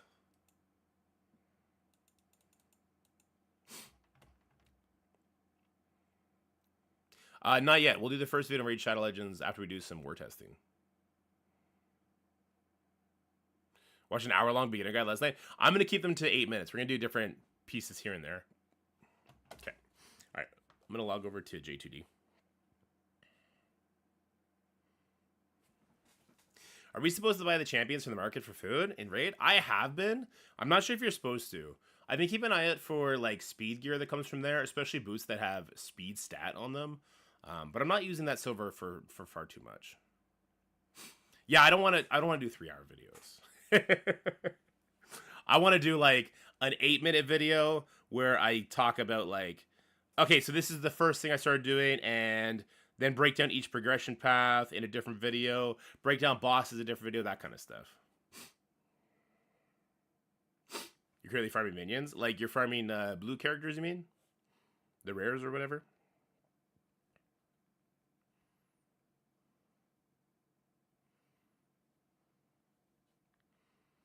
We're going to try and keep this video to not take 5 hours to record. I'd like to get this done in I'd like to get it done in 2 hours, this video.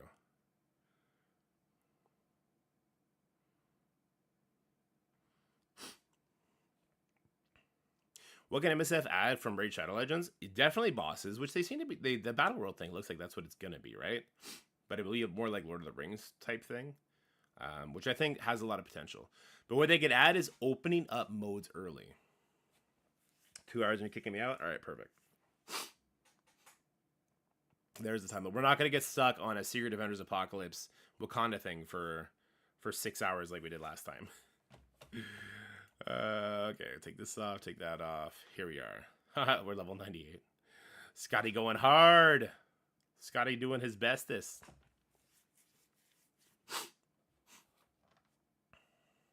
Alright, I'm just gonna like not show the defense. I gotta find red.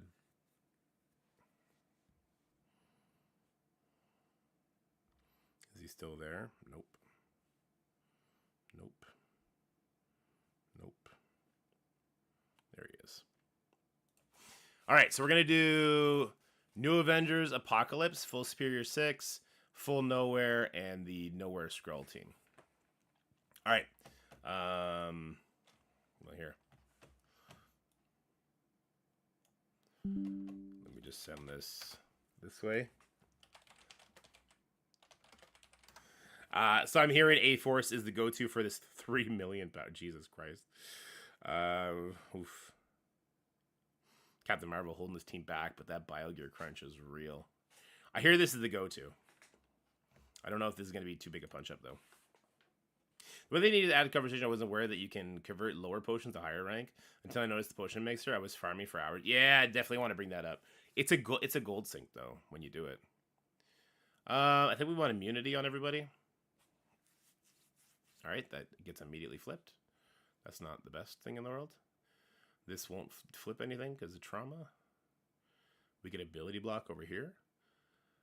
Wait, Spider-Woman is not Spider-Verse? She doesn't have the tag? That's hilarious. Do I just kill everybody here? Do they not get a turn and A-Force just immediately nukes everybody?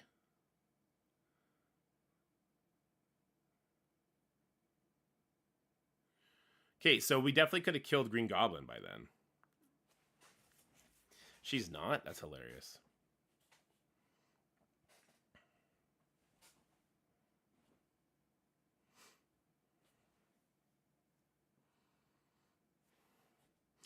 Let's leave it that way, guys. We don't want them to change this one. We don't want them to change this one. So we can't put vulnerables out, though. Is that why we can't win?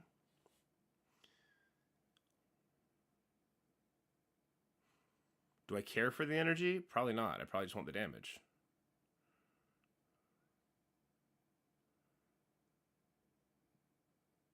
Let me try this. Get those deflects off. Okay.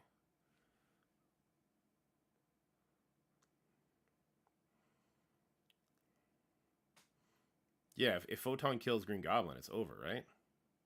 But can I blind him? Oh, if he gets pushed, he gets the speed bar. So if this doesn't kill him, he gets pushed from the Doc Ock. But he didn't that time.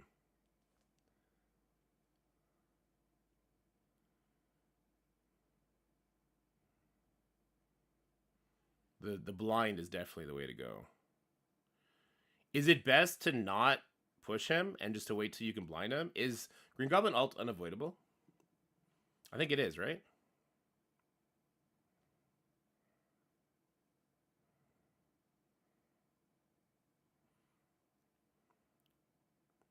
Jesus. Oh, Jesus. AP force is fucking insane. If he's blind, it misses. So it can't be dodged, but it could miss. Interesting. This is hilarious. This is on a heat. This is a 300k punch up.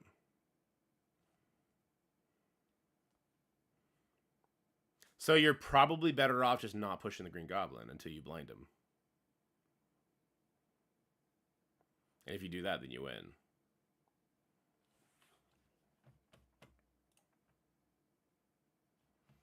Imagine if she was actually a character. Yeah, and that was a Gear Tier 16 Captain Marvel too. What I see for JJ, I've actually been working on building up my AP force. So normally for JJ, I like Skirmisher on her. In that matchup, it doesn't matter because you can't put a vulnerable out anyway. But normally I like Skirmisher. Yeah, it can't be dodged, so it could definitely be missed. Interesting. All right, let's do this.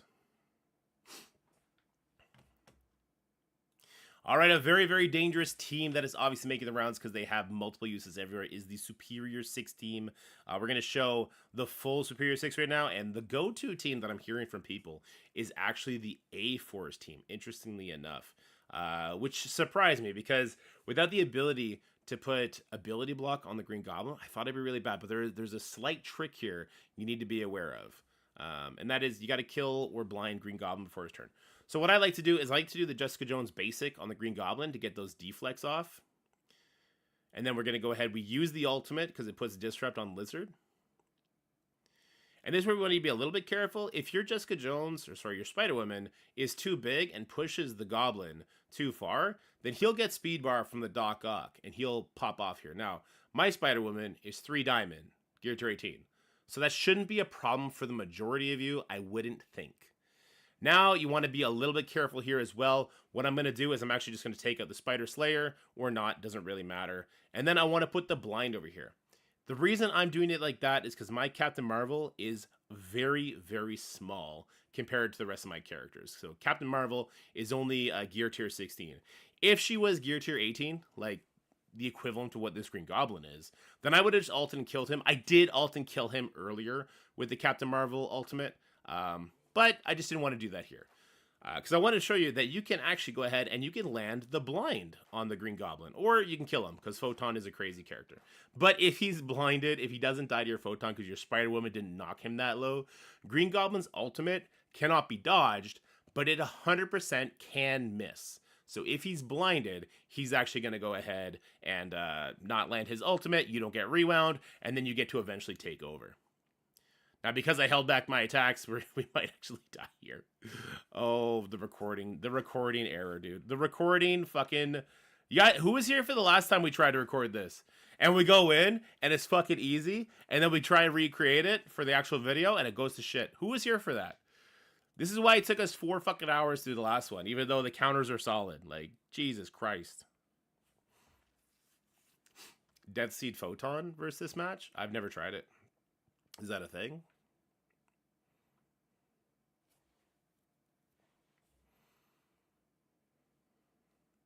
Here, I want to switch this up.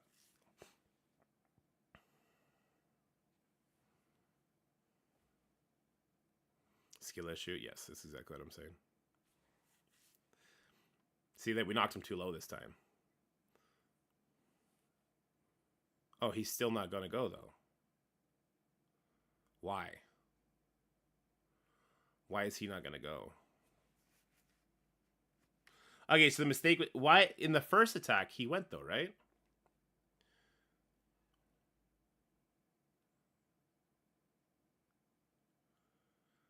So I overthought it. Just straight up kill Green Goblin. Photon lets Magneto's blind. Because Miss with Spider Slayer is present. And Magneto goes before Green Goblin. Spider Slayer is the only one that gets the accuracy, right?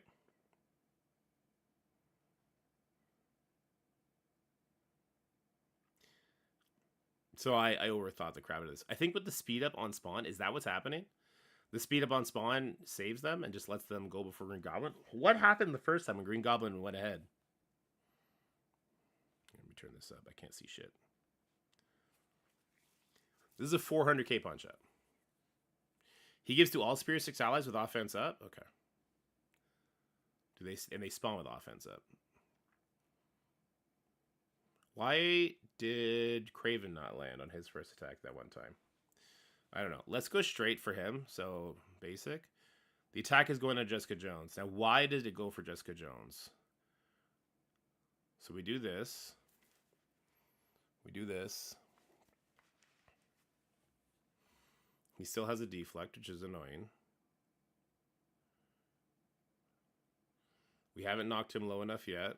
But Lizard is jumping the queue. Yeah, they get like 100% speed bar. So why didn't Goblin get the speed bar the one time? He got the speed bar this time. Yeah, so this is an L now. So what is the difference? Brightness.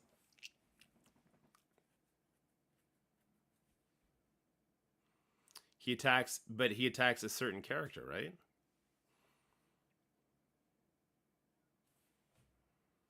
Doesn't Goblin attack a certain character?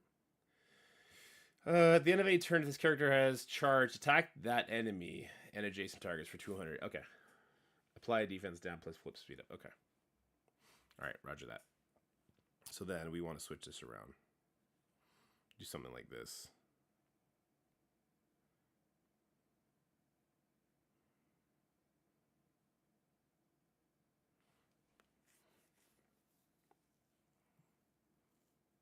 Something like this.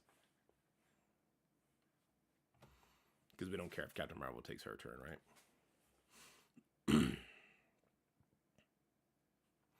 Let's see who gets Safeguard on the team. Just Spider-Woman gets Safeguard. So I should put Spider-Woman beside Nico, is what I should do. So we basic here. We only got the one, that's fine. We throw the ult up. See, it comes off Photon. It actually turns it into slow. So that's the big mistake. But Photon is going to go next anyway.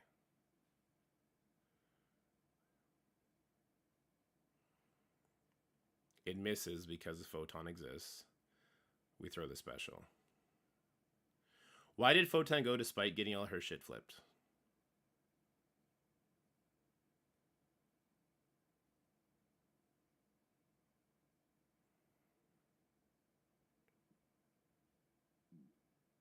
Why did Photon go despite getting all of her stuff flipped?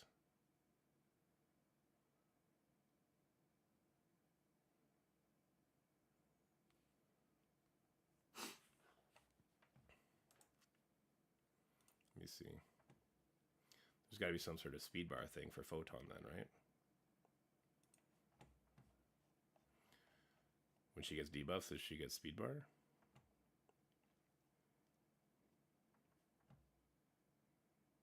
That'd be very helpful if that was the case.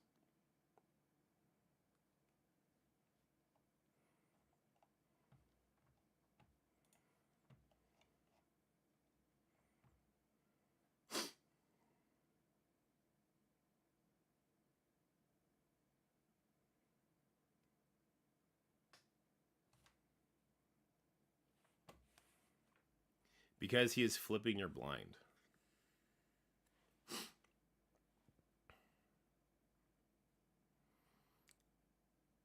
So it's kill Green Goblin. Control. I didn't switch my positioning. Whoops.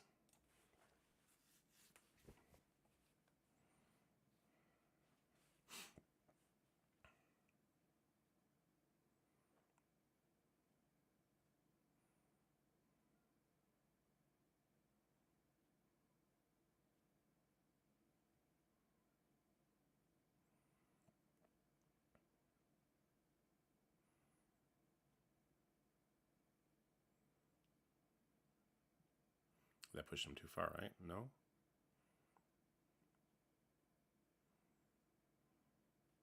So that's a positioning thing, because we would have to put the blind on Goblin.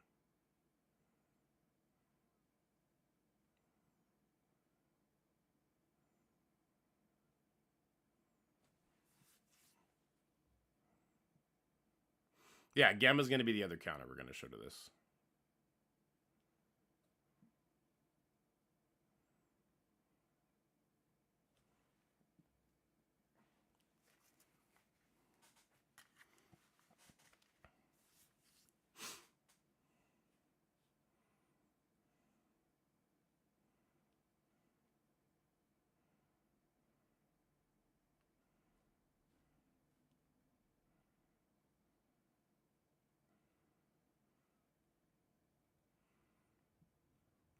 She's okay. She's not terrible. She's not the best either, though. So this matchup does work. It's about getting either the blind or the kill on Green Goblin. Yeah.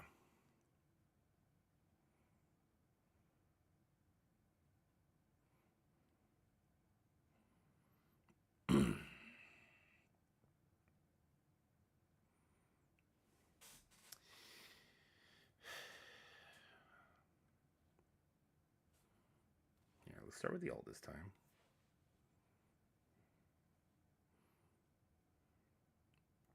That slow landing is crazy. But okay.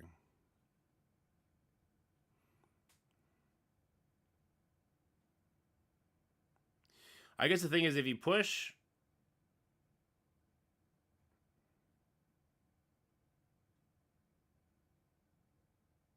Why didn't Spider Slayer get speed bar? Riddle me that. Why didn't Spider Slayer get speed bar? No, practice one does not take into account room bonuses.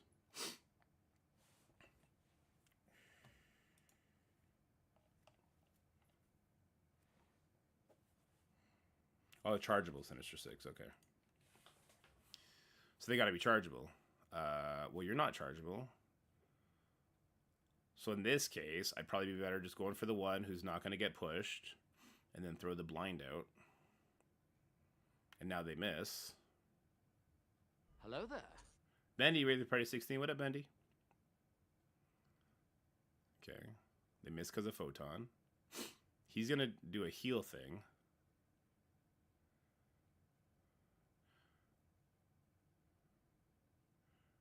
It does, that might save us? Question mark? No. I guess not. Interesting that, okay, so they all get an absurd amount of turn bar. 100% speed bar is fucking asinine to give.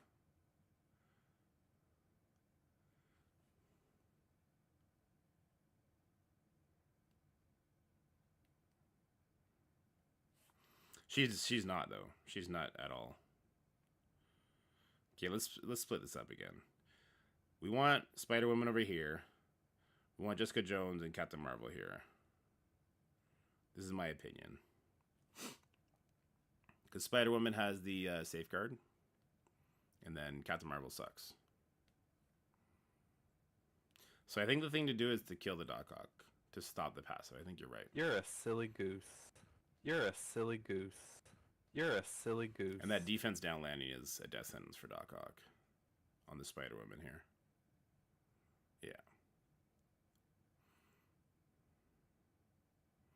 Almost unfortunately, right? Because now I can't blind. I have to blind him because he'll put trauma on us.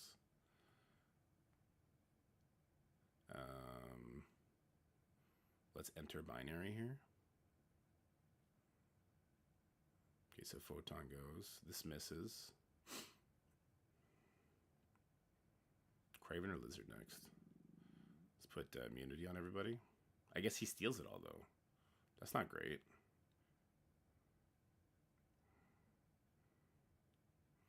Take him out. Goblin's got to go next. So kill Doc Ock. That's all it is. Kill Doc Ock. Go from there. It relies on a big Spider-Woman. You don't want to push too many people. Jessica Jones. Who does Jessica Jones call in for attack? Is it the person with the highest damage? I think it might be. On the ultimate. Call an assist from A-Force with the most damage. It sure is. Okay. Kill Doc Ock, get blind on Green Goblin, win. Roger that. Death Seed Photon. Sure, we can give it a shot. Frickin' nose, dude. My frickin' nose, dude.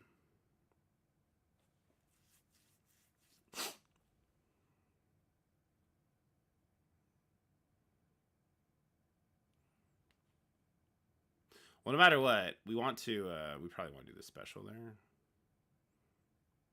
Photon. Oh, Photon wouldn't go before Green Goblin. Green Goblin's one faster. So you have to open up the blind, and then you throw everything at Green Goblin. Do I waste the blind? Blind and slow. I don't know if I waste the blind or not.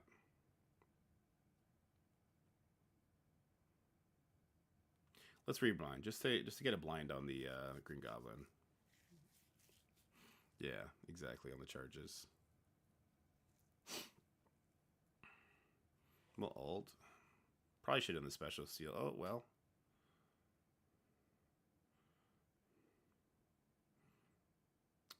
Why did they go stealth? Excuse me? What the fuck did I miss? Why did they go stealth? What the fuck did I miss from... Doc Ock? He's just like, stealth everybody. What the fuck was that? Oh, he flips blinds to stealth? Oh, that's an awful counter then. Or we need to push him at a certain time. So if he doesn't die, you don't win. Because Archangel almost got the job done, but yeah. He doesn't die, you don't win. In fact, you instantly lose.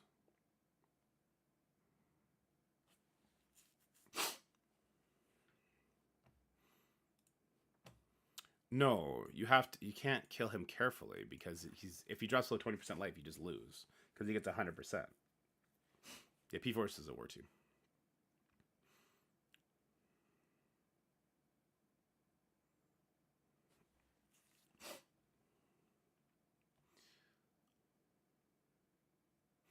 So, instead of doing the Archangel Ultimate then, we'll do this special. He's got speed up. He gets speed up from what? What? From doing a deflect? So he's going to flip it, and we lose. So if Archangel can't get the kill here, you just lose. No, this is not a good counter. No. Any sort of deflect causes this, what you're about to see happen. You don't have time. Because the second he does that, you lose.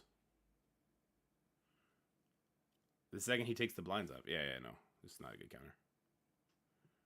We'll do it one more time for science, but no, I don't think so. Without a vulnerable for Archangel hit into, and with the chance that if a deflect happens, he gets speed up, I would never use this counter.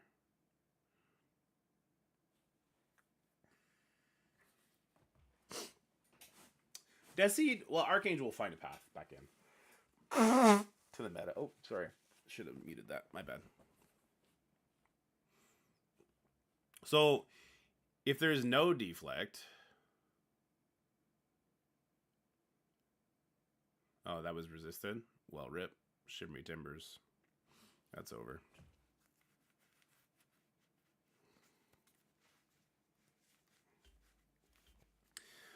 Photon increases the blind from 100 to 200 because Spider Slayer is giving them 100% accuracy.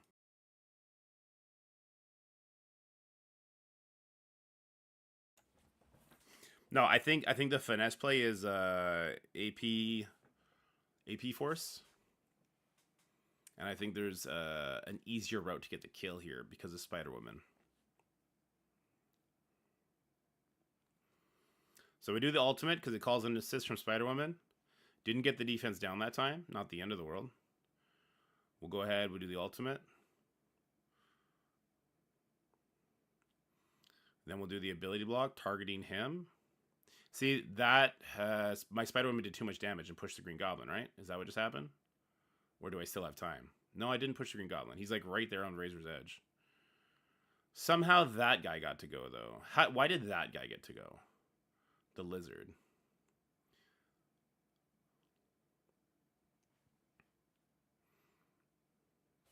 Okay, so the blind there is fantastic. Let's ult him. Why did Goblin just barely not get pushed there? Is that what happened? Also, how did Goblin not die to Photon's passive?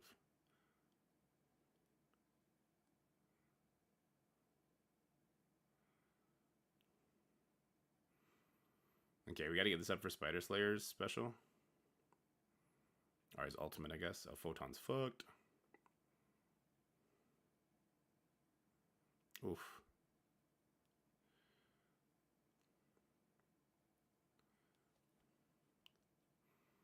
How bad does it get? Because he ults here, right? Oh no, he's still doing a special. What is going on? Why did they get energy this time? They get energy from who? From whom is giving them energy that they open up with their ultimates this time?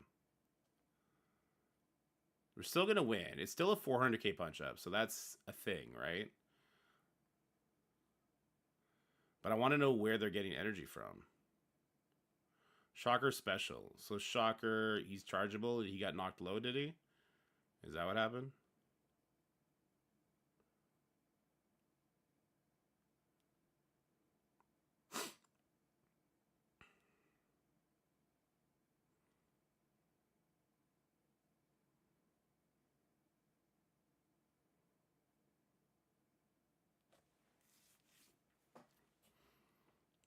We're going to do it one more time, and then we're going to see if we want to put this in the video or not. If we put it in the video, it's going to have a huge asterisk beside it. There's a 400k punch-up, though, so there is that.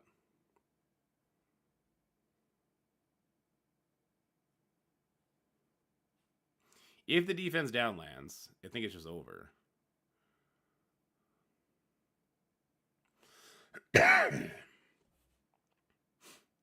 This does less damage, doesn't it? This applies bleeds. I feel like this is probably the better play. Then we do this. So he's dead. He doesn't have death proof. He healed through heal block? Am I crazy? Did she not put heal block out? And now they have immunity. And there's a taunt up. So no, we have to use the Nico ult. What? How did he heal through heal block? Question mark. I'd like to know. Also, is Lizard chargeable? Where's Lizard getting his speed now?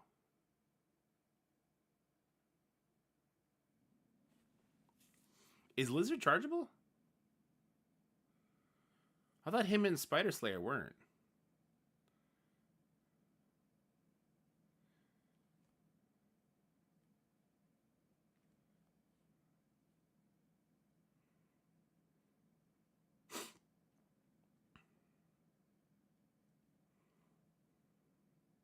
Shocker gives Lizard speed. Oh, it's because he didn't die. And this time he did die. I don't want to show that.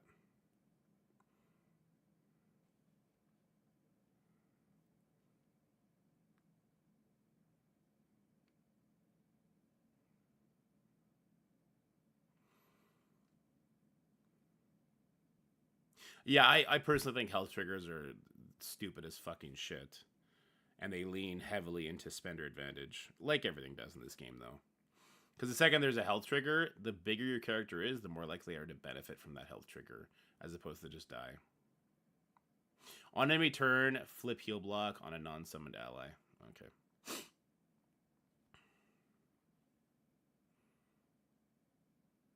See that RNG defense down.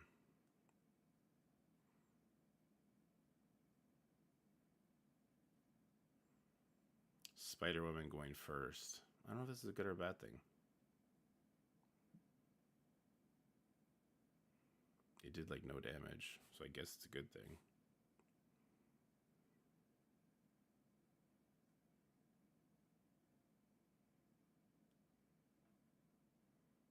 There have to be break points for health with a character with, say, 2 diamonds needs a minimum strength counter.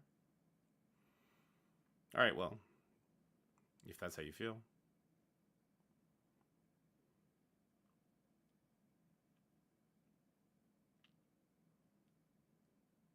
I want him to bleed out. We'll uppercut him instead. Sometimes super smooth, sometimes not. I think that's what we'll put in the video. And we'll talk about it's the health triggers from Dork Out and the Shocker coming in. My Spider-Woman is huge. We can discover what the minimum strength counter is. The problem with that is I have a 3-diamond Spider-Woman, right? My 3-diamond Spider-Woman is obliterating them because of her special. When the Shocker comes out, does he jump the queue? Does he jump the lineup as far as taking a turn?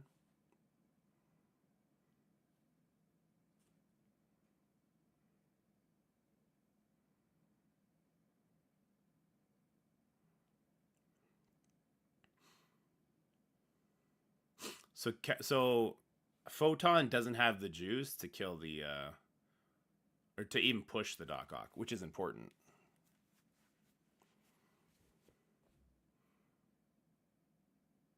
I kind of want to take out the Kraven.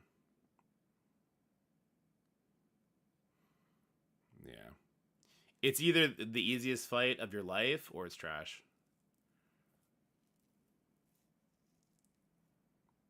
If the Doc Ock gets pushed, it goes off the rails. I could put that in a video because I know a lot of people are using it and want to continue using it. But it's important to know why it goes off the rails.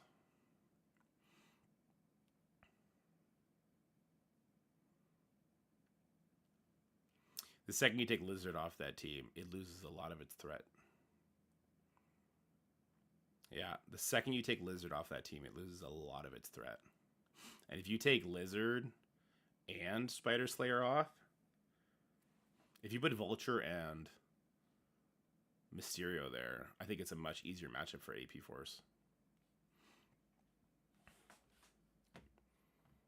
Okay.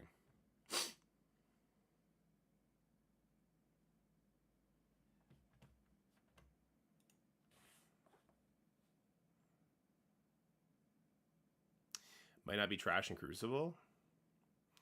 In Crucible, Goblin's going to go very quickly. So he will eat the blinds from there. That's not trash. I wonder if you could substitute an Apocalypse over somebody else at that point. Could you put Apocalypse in over Dark Beast? Or over Nemesis, so you're not giving them defense up?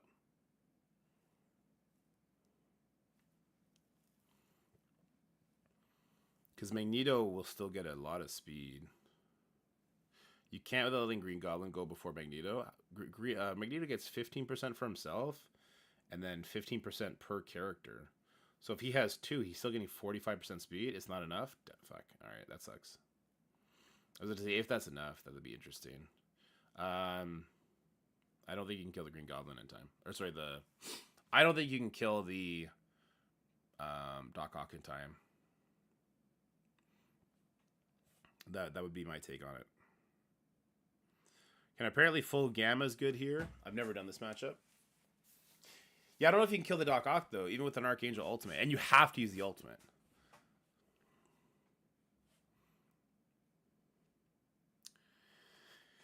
How does this one go? Gamma works great. Let's just play around with it. Rewind Green Goblin and it's over.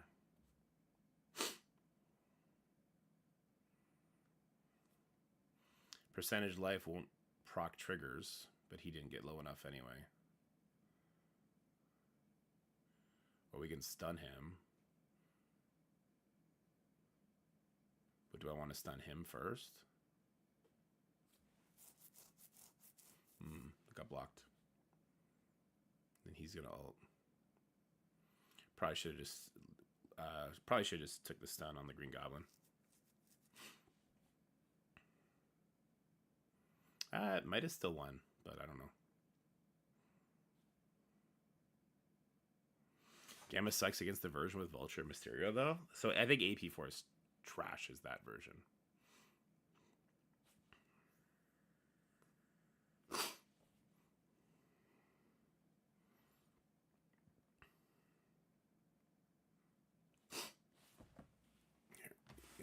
Again, sorry.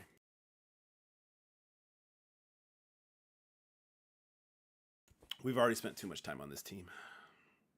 Okay, so we do the rewind. Pushed him super low. To the point where Lizard taunted. Well, that's not great. Let's steal these buffs, I guess. Let's do this. Let's do the rewind. I don't know. I feel like I'm in trouble now. feel like I'm in big trouble now.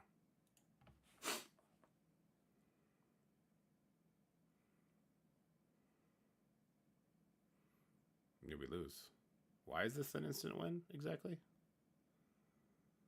Lizard gets pushed. Lizard says, get fucked. Red Hulk still hasn't done his ultimate because he got rewound to hell.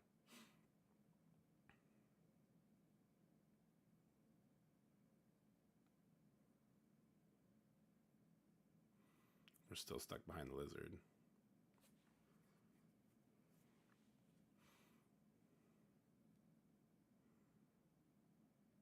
I'm gonna die here.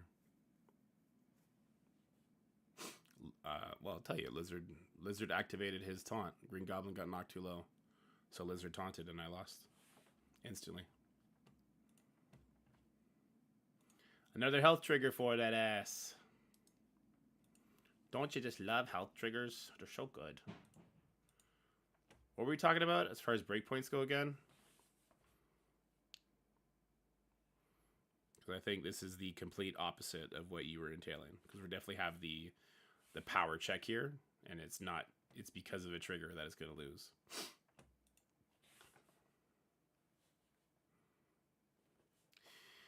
Have the change of position of Green Goblin attacks out of turn. That won't matter if Lizard taunts. And what is the breakpoint? Lizard taunts when he gets to 50%. So it doesn't matter.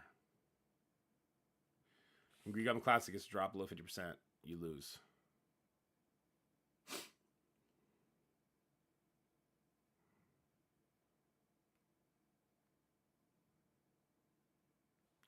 Red Hulk next to Brawn.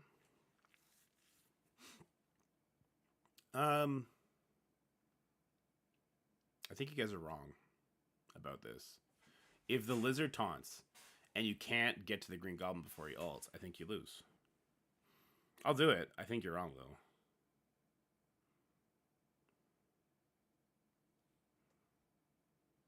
You're talking about something like this?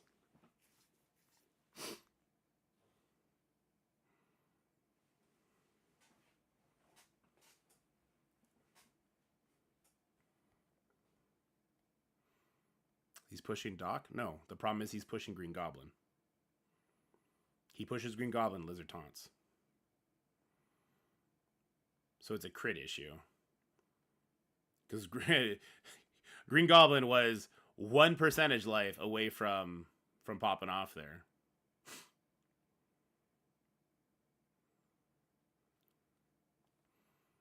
This doesn't stun through block, so that kind of sucks. Maybe I do the turn meter rewind instead? Maybe?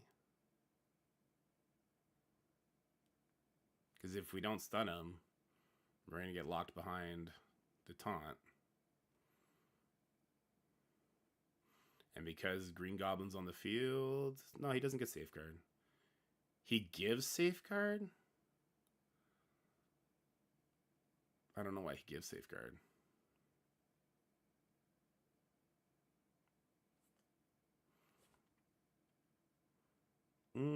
He cleared taunt. Why? He got the speed bar. Hold on. That makes no sense. So, I guess it's because it's on Doc Ock's passive. So because it's on Doc Ock's passive, the speed bar, even though Green Goblin was stunned, he got the 100% speed bar, took a turn, cleared it, and then he had his other turn prepped right away. This matchup is riddled with RNG, guys. I know you guys use it every day, but it's riddled with RNG.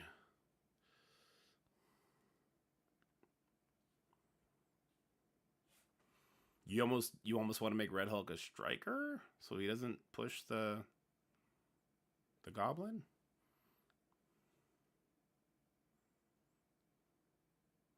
The third one crit, Lizard taunts, and then we lose.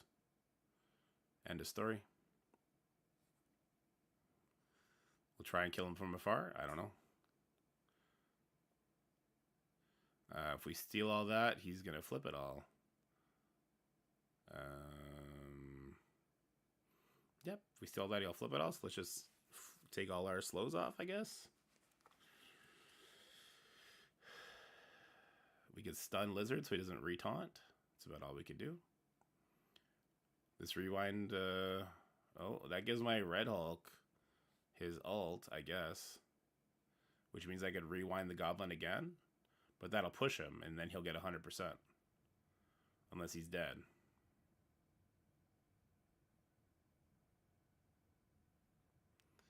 Red Hulk special on Slayer. A bomb can stun Green Goblin. Alright, we'll try that. If I ult, Red Goblin still goes next. If I special, it gives him Doc Ock speed. He goes next.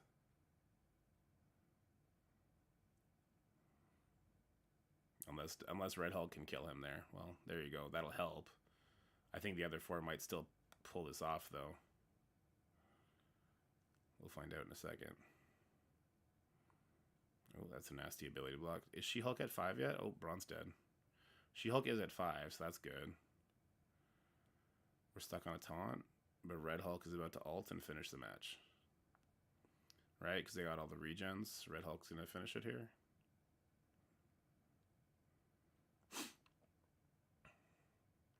There you go.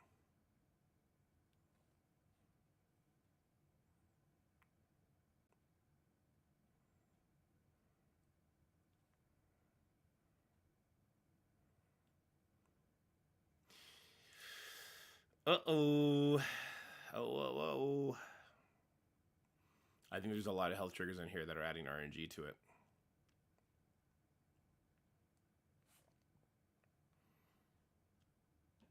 So let's try the whole don't rewind Green Goblin thing.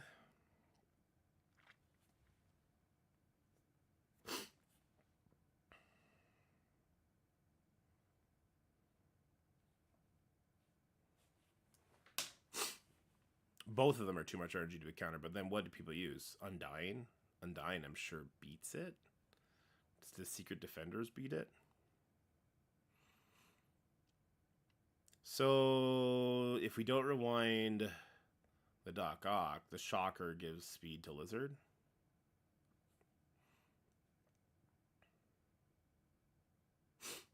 Yeah, let's do this here.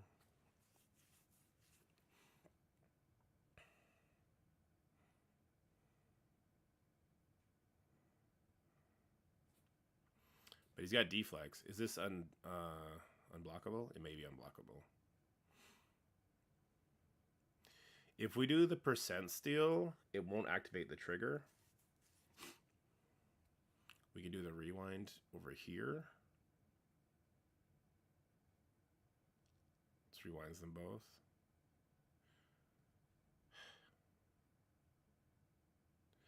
I was going to say, because we have to be careful, but he did a block, so he did like a bazillion healing. Because that's, yep.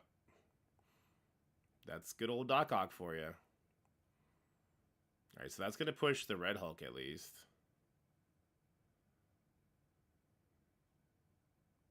Morning, Zick. How you doing? Yeah, sure, it's all. Undying here would be a waste. I think a lot of things are a waste. Will all of these bleeds kill the Green Goblin is the next question. Because if the bleeds kill the Green Goblin, then that is the pattern you want to do.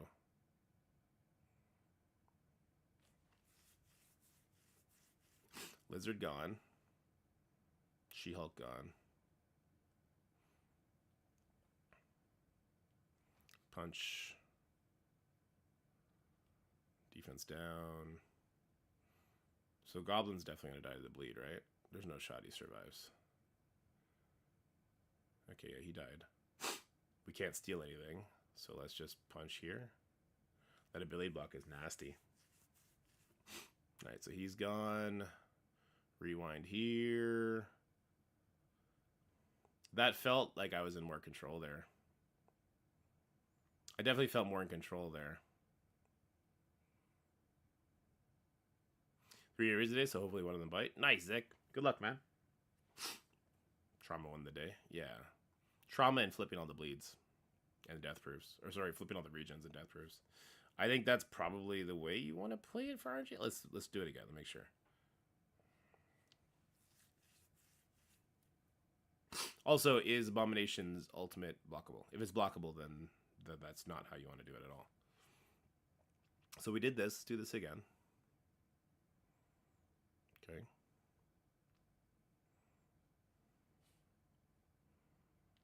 This attack cannot be blocked or dodged. Okay, there you go.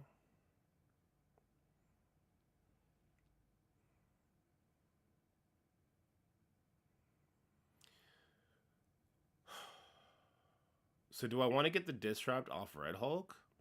Or do I want to steal some stuff? They flip stuff, but it's mostly Goblin who's flipping the majority of it. Let's do the special here and get a bunch of Death Proof. And then start going after the Lizard, I guess. If we land this stun, I think we ought to win. It sounds like don't target, yeah. That's what it sounds like, but I'm not sure yet.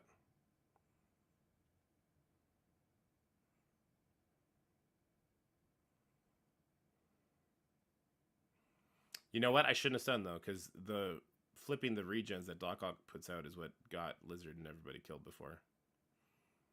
So maybe a mistake.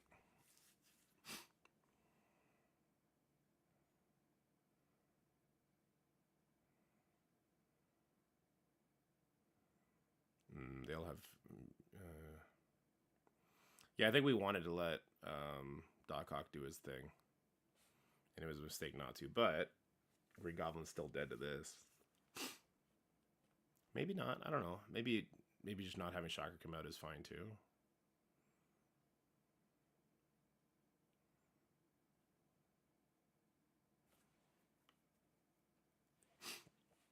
Infestation. Here's the thing. I think most people won't have full Superior 6 on defense because of the Lizard counter into Infestation.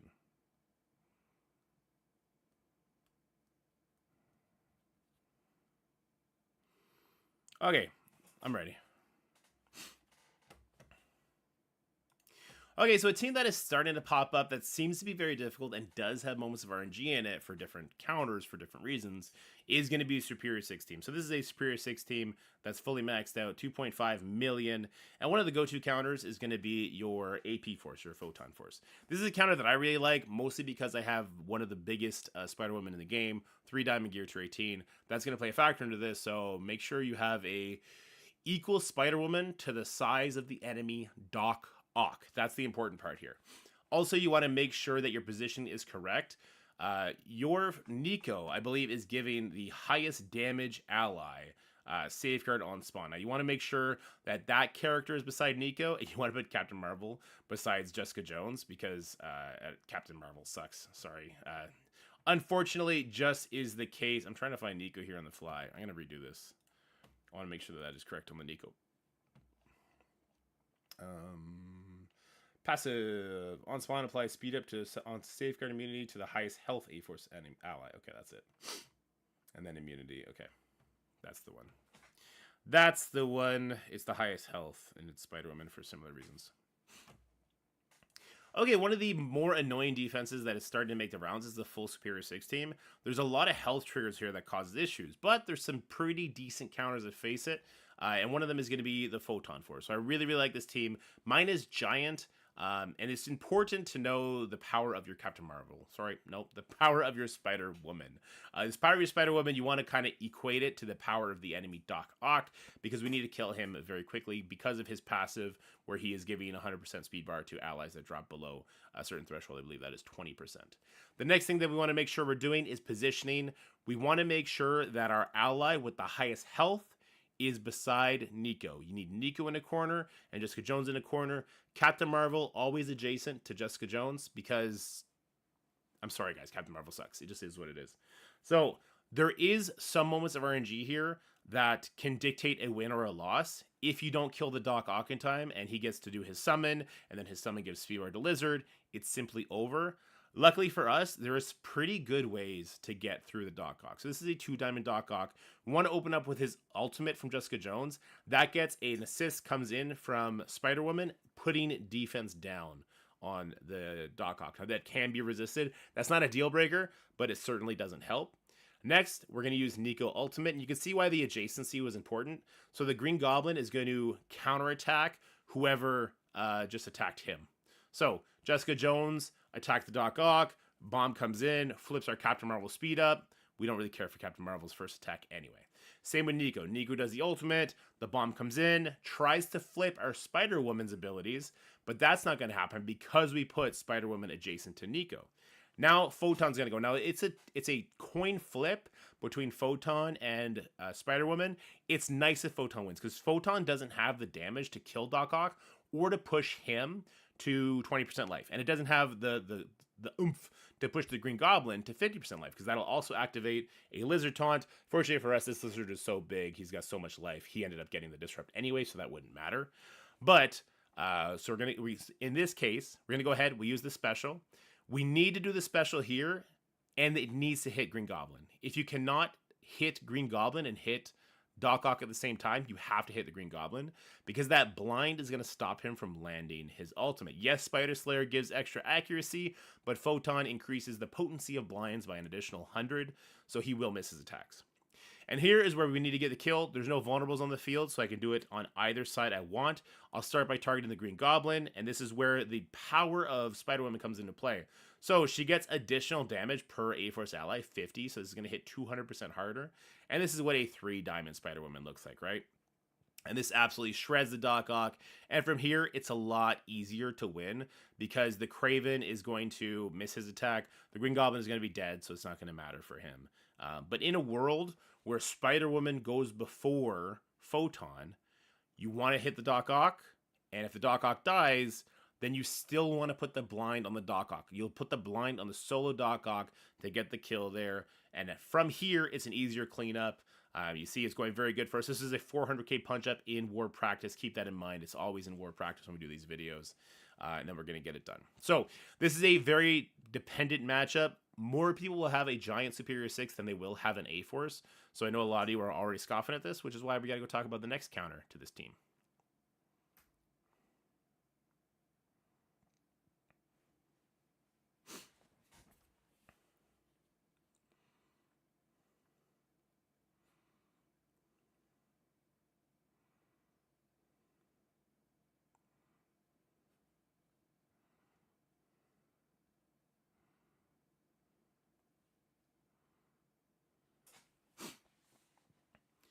All right, now the next counter to this team is Gamma. I know a lot of people have a really big Gamma. You had to build them up for Apocalypse. They're a pretty decent team, and they're going to be just like A-Force, usable in War for probably the next 2.5 years. That's just the life cycle of War teams. It's really, really impressive, the War mode. Unless they start putting a War team out every patch. I don't want to put that in the atmosphere. Anyway, positioning is also going to be really important here because Green Goblin is going to retaliate on the Red Hulk. We want to have Red Hulk in the corner with Brawn adjacent to him. We don't want the rewind from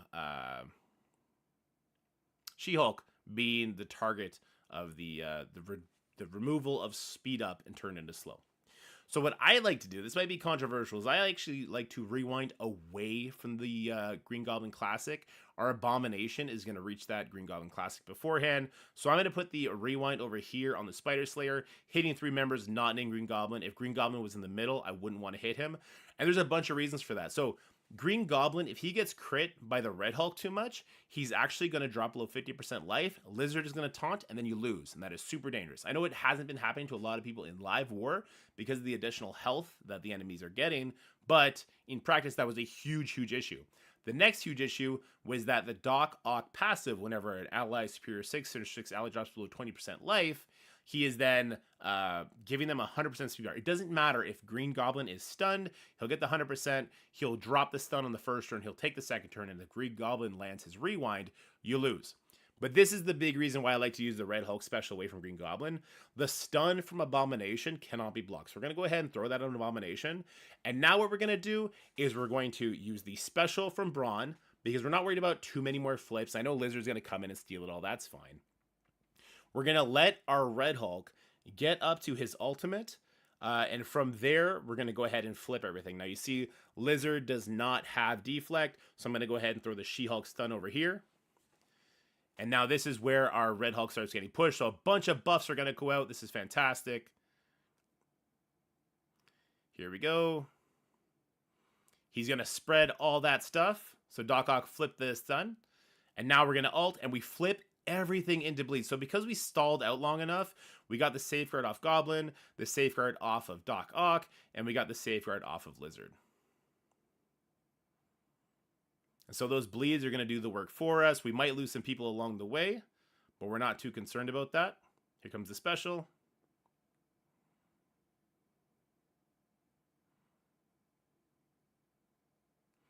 We'll go ahead and do the ground pound just because we can, taking that shocker out of the equation. Let's go ahead and punch the Green Goblin, make sure he drops. He got his 100% turn meter just to bleed out. We'll do another turn meter rewind on this 3-pack over here. And now you see the bleeds, they're going to do their job to the Lizard. We'll get the death proof off of Kraven and Spider Slayer. Looks like Kraven survived just with 1 tick. And then we finish it off. So that's why I don't like to push. I don't like to play the game with the Green Goblin to see if he's actually going to... I hated how that recording went. I hated how that recording went. Let's redo that one.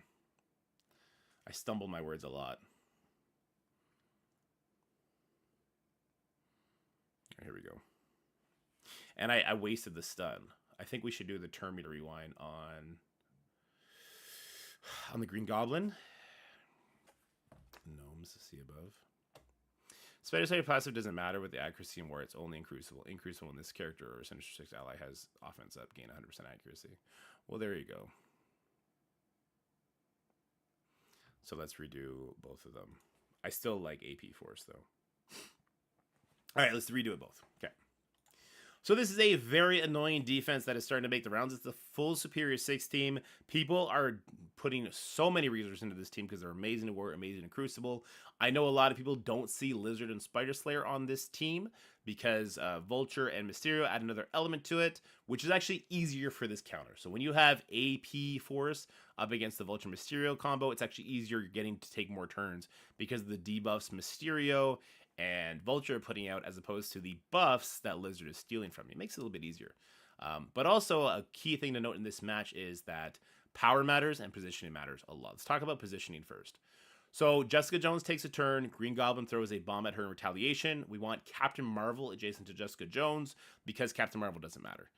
Nico goes next, and she's going to get another Green Goblin bomb thrown at her. We want the character with the highest health adjacent to Nico. If Captain Marvel is both of those characters to you, then you can't do this turn. You can't do this counter. So the highest health character for me is going to be Spider-Woman. She has 3 diamonds. That's definitely going to affect this matchup. But that doesn't mean this matchup is foolproof either. You really want to measure the power of your Spider-Woman against the power of the enemy Doc Ock. Because the Doc Ock needs to die before he summons. If he summons, first of all, he flips all your debuffs, right? And then he's going to put the Shocker out, which gives speed bar to Lizard, which is a huge issue. Now, one thing that you can lean on here is using the Jessica Jones ultimate. That'll call in the enemy with the highest damage to do an attack. For me, again, that's Spider-Woman. That's important. Your Spider-Woman needs to be your biggest character. She needs the highest damage, which is actually not hard against the Photon. That puts the defense down. That can be deflected, but it's not a loss condition there either. So then we're going to do the ultimate on top of that Doc Ock. I want him to get the Disrupt and the safe trauma, rather. Now, this is a coin flip between Photon and Spider-Woman. I can use the blind here, and I need to use the blind here to hit Green Goblin. Now, if Spider-Woman went first, this would be a dead Doc Ock, and I would still hard target the Goblin and put the blind on him. It wouldn't matter if I can get blind on 3 characters over there instead of just a single one. No, you need to hit the Green Goblin with the blind, otherwise his ultimate will lose you this matchup. So there you go, there's the blind. Remember, that is also unblockable. And from here, we're going to do the Spider-Woman special. The Spider-Woman special, because we can't hit into vulnerable, it doesn't matter. We're going to do it targeting the Green Goblin Classic here so we get as much damage as possible. And I just want to note, Photon's special will never hit hard enough to push a well-built up Doc Ock into that 20% and give him the turn meter, which would then lose you the matchup. So just be careful of, just be knowing of that. Another thing to know of, which is going to play into the next counter, which I think people will be more responsive to, is that if the Goblin drops below 50% life, that activates the Lizard taunt and you lose. In this case, Lizard has the most life, so he ended up getting the Disrupt, so it's a non-factor in this particular matchup. But because of the way Nico's ultimate runs on how big the enemy team is, if the enemy has a very small Lizard, that could be an issue for you if he doesn't get the Disrupt and you somehow push the Green Goblin Classic. Anyway, I know that this is kind of a luxury war team, the A-Force team. You don't need to build them for any other character, which is something to hint at what we're going to talk about in a second. So if you're scoffing at this one, don't worry. I have a different counter for you, which we're going to go talk about right now.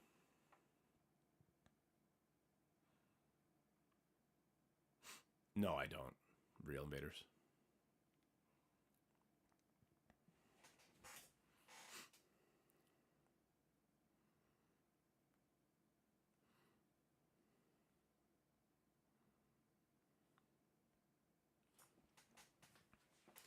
All right, good old Gamma. That's right. War teams have a lot longer life than Crucible. So though Gamma is not usable in Crucible, or not well usable in Crucible anymore, they're still an amazing war team, and they will be for like the next 2.5 years probably, because of how dominant they are.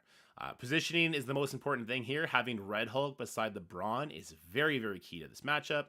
This is less of a punch-up than the last one was. The last one was a 400k punch-up. This is about 150k. And I play this one a lot differently than other people do. I let the enemy team kill themselves as opposed to brute forcing it. And the reason for that is simple. If Red Hulk gets a crit on this goblin after the... So Red Hulk hits 3 times. There's 2 deflects on this team. So 2 of them won't get crit. If the third one crits, it pushes the Green Goblin into yellow, which activates the Lizard Taunt. And then I've been losing every single time that happens. So instead, I want to use this special away from the Green Goblin.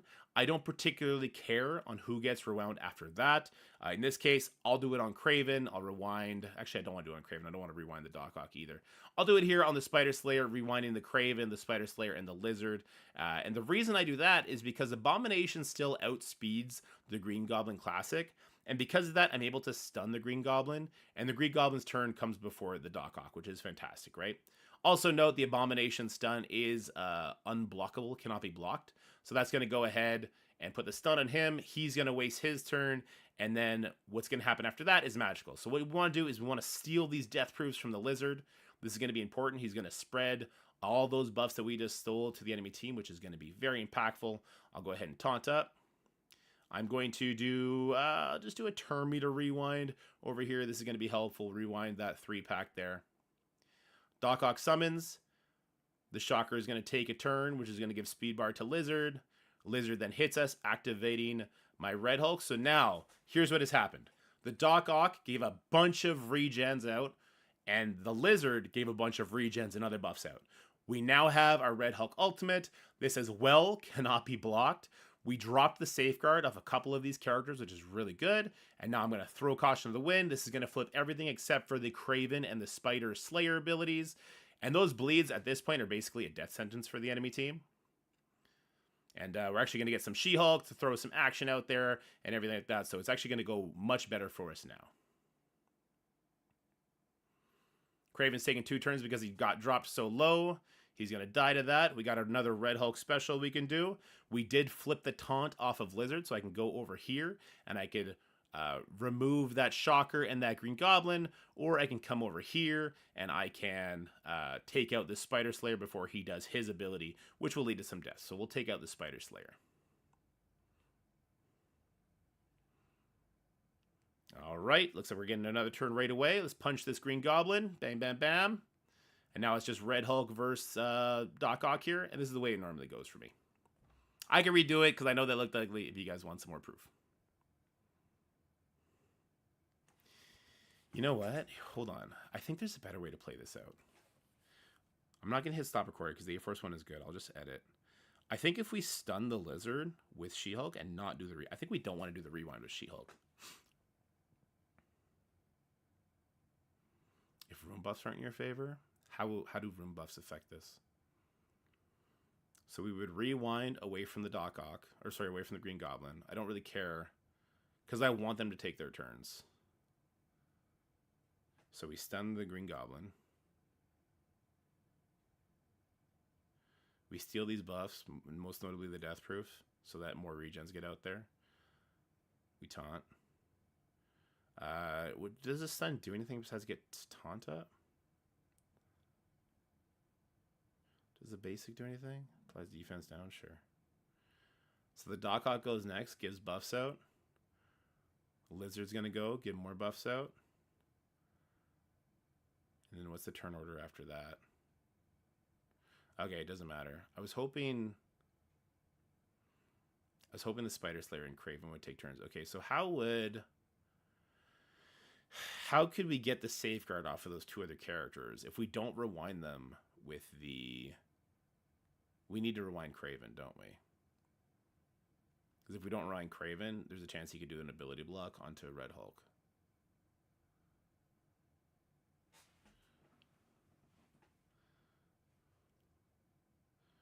The rewind from She-Hulk is actually helping us.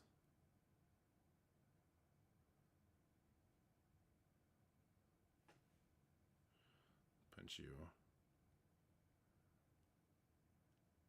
We get rid of the goblin that way. I think Lizard would die anyway, but I'll do this regardless.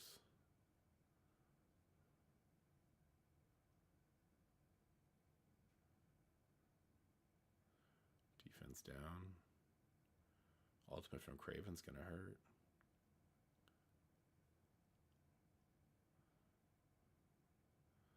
We win it every time, though. We win it every time doing that. Okay. No, because we still win it every time. But we should rewind the Craven Spider Slayer. We should. Unless the other guys get to their turns faster so they bleed out. It takes a lot of threats off the field. All right. But to Jutsy's point, I think you could easily bring in Dorm over She-Hulk or Green Hulk and be fine. That would add a layer of safety to it for sure. Okay. All right, and the other counter I know a lot more people have built up is going to be your Gamma team. You built them up for the Apocalypse, and I know they were really good in Crucible for a while, so people built them up even further. That is clearly not the case anymore. But this is going to be, I think, what more people gravitate towards because of the building. Now, there's a couple things we can do to shore this up. If you were to throw a Dormammu in here over She-Hulk or Hulk, you'd probably want to do it over Hulk in this case, actually, because She-Hulk throwback is actually kind of nice. That could add a layer of security to you, but you cannot remove Brawn or Abomination. But it seems to work out very good, and I play this one a little bit differently. You need to have Red Hulk in the corner adjacent to Brawn, just because Brawn's not going to have his speed up removed because he does spawn in with Safeguard. That's important to note, just like in the last counter. So what I like to do is I actually like to have the team load themselves up with buffs for Red Hulk to flip and take out. The reasons for that is because I was often using the special from Red Hulk to get the Green Goblin rewound, which has some benefits, right? The downside is if you get a crit on the third Red Hulk hit, because Red Hulk special hits 3 times, the first 2 get deflected, the third one, if that crits, at least for me, it's pushing the Green Goblin, activating the Lizard, and when Lizard taunts, you then lose. Because if Green Goblin gets his ultimate off, you lose, and if that happens, the Lizard is taunting, you have no way to get the stun onto Green Goblin, which I'm kind of going and jumping the gun here. So what I want to do is I want to rewind as many people not in Green Goblin as possible. In this case, it's going to be Spider Slayer. If Green Goblin is right in the middle, I would prefer to get a rewind on the Craven no matter what. Now, if Craven is in a corner with Green Goblin adjacent, that becomes a little bit trickier because you do want to stop this Craven from being able to do a ability block onto your Red Hulk. Now, next thing we're going to do is we're going to Abomination stun on the Green Goblin. This is unblockable, so we're not worried about that. And with the extra speed that Goblin has over Doc Ock, that's going to be very helpful. Next thing I want to do is I want to either steal Death Proofs or the Deflex. Now, because Deflex can deflect, I'm going to go ahead and steal the Death Proof. What's going to happen next is kind of magical. So, Doc Ock is going to do his special. That's going to, first of all, I'm also going to do an additional rewind here. She-Hulk special to reduce speed bar. I'll do the same thing, targeting the Spider Slayer. So what happens next is Doc Ock loads the team up with regens, and then Lizard is going to take a turn, and he's going to go ahead and load up the team with more regens, more deflex, lots of stuff that when Red Hulk does his ultimate, which is also unblockable, all turn into bleeds. So that's our move. We go ahead, we let them take their turns. The only people that didn't get turns are Craven and Spider Slayer. That's actually, it's a good thing. It sucks that they keep their safeguards so they don't get their stuff flipped, but they're the least of our concerns, actually. Now, Red Hulk is going to be able to do another turn meter rewind. I'll go ahead and throw that over here on top of the Kraven. This should kill the Spider Slayer, so we're not worried about his attack. Kraven drops as well, and then we turn all our attention onto the Green Goblin, who will die quite easily here. Let's throw defense down out there. He would die to the bleeds at this point anyway, but never leave the match up to bleeds. Go ahead and focus him out and take Lizard out, and there's another counter to the Superior 6 team. But I will say, Vulture and Mysterio make the Gamma counter not work. So remember that and use AP Force there instead. Okay. If I turn off auto attack, no, we're not doing that live war. All right, moving on to the next one. Let me mark that real quick. Downloads, videos. Show more options, rename. This is Sup 6 War D. Hold on, I got a message from an important person.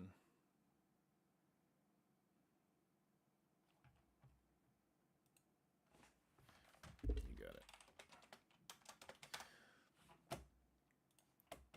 All right.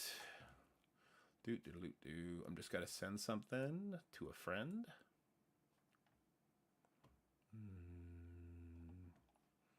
Does it not show my PID? Can you not see your PID on the web? I might have to log out to the other account for a second. Is there a way to show your PID on the web?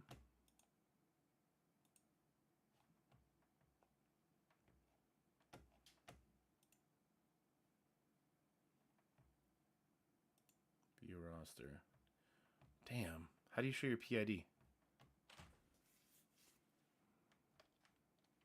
The old Counter Underworld? No, I didn't.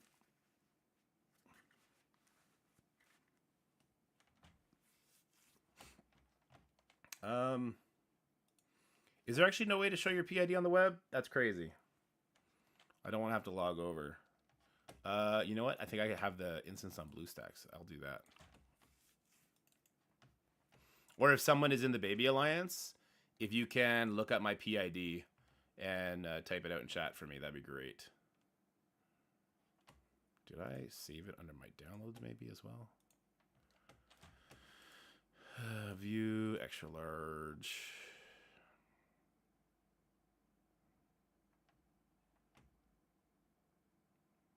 It was a while ago where we put that up, wasn't it? Oh, there it is. Nice. Never mind. I got it, guys. Thank you. If anyone was looking, thank you.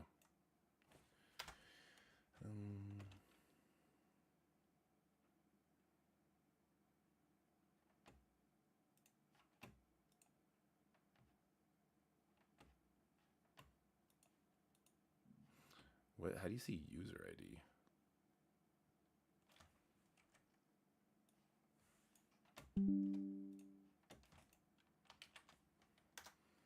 What do you mean by user ID? What is user ID? Does anybody know?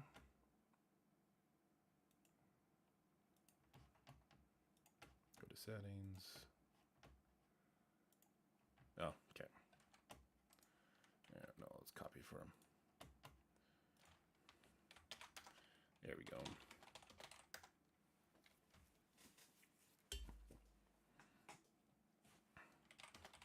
No worries.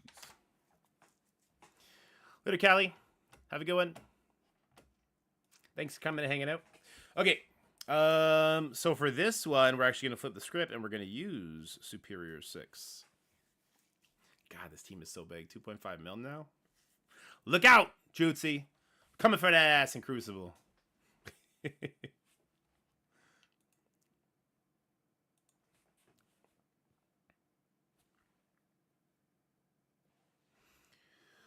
Okay.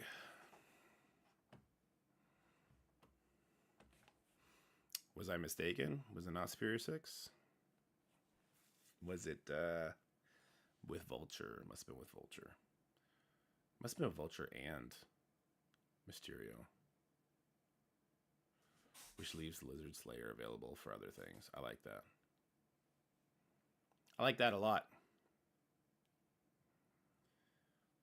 Where are they saved? Lizard, Mysterio. Here, can I move that up before we get started? There we go.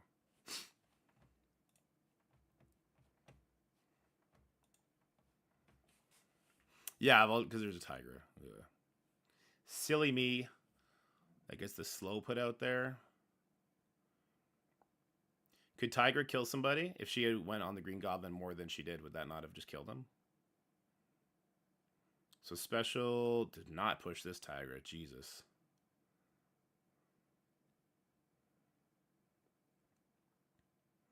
Special not pushing the Tiger is, that's a move.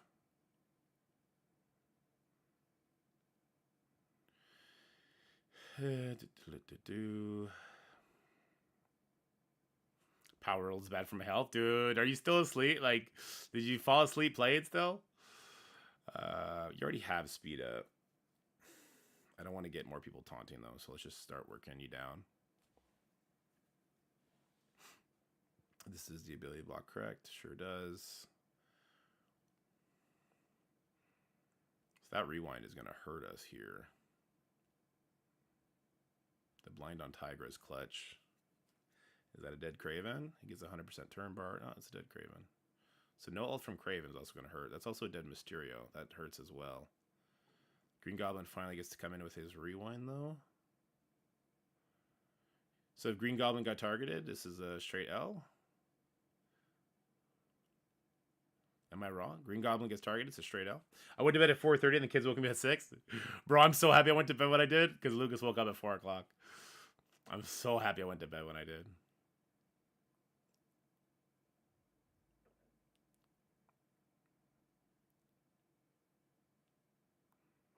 Should I have just Goblin ulted, since it can't be dodged?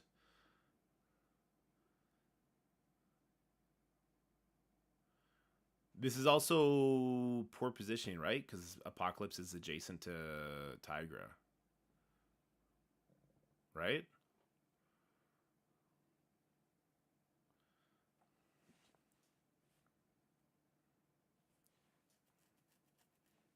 Powerless is so fun, though. I'm a little bummed I'm not going to have time to play it today. Maybe tonight, but today. We're going to have to do a Crucible tonight, too. We got to loosen up a little bit on the time restraints daily.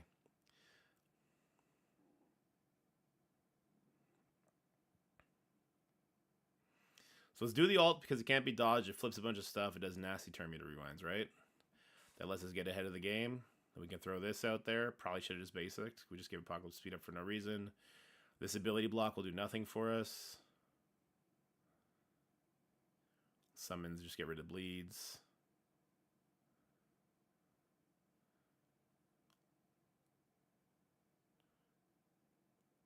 Raider, the game's so barebone. Like, you unlock something and they don't tell you anything about it. Yeah. Yeah, the raid stuff is weird.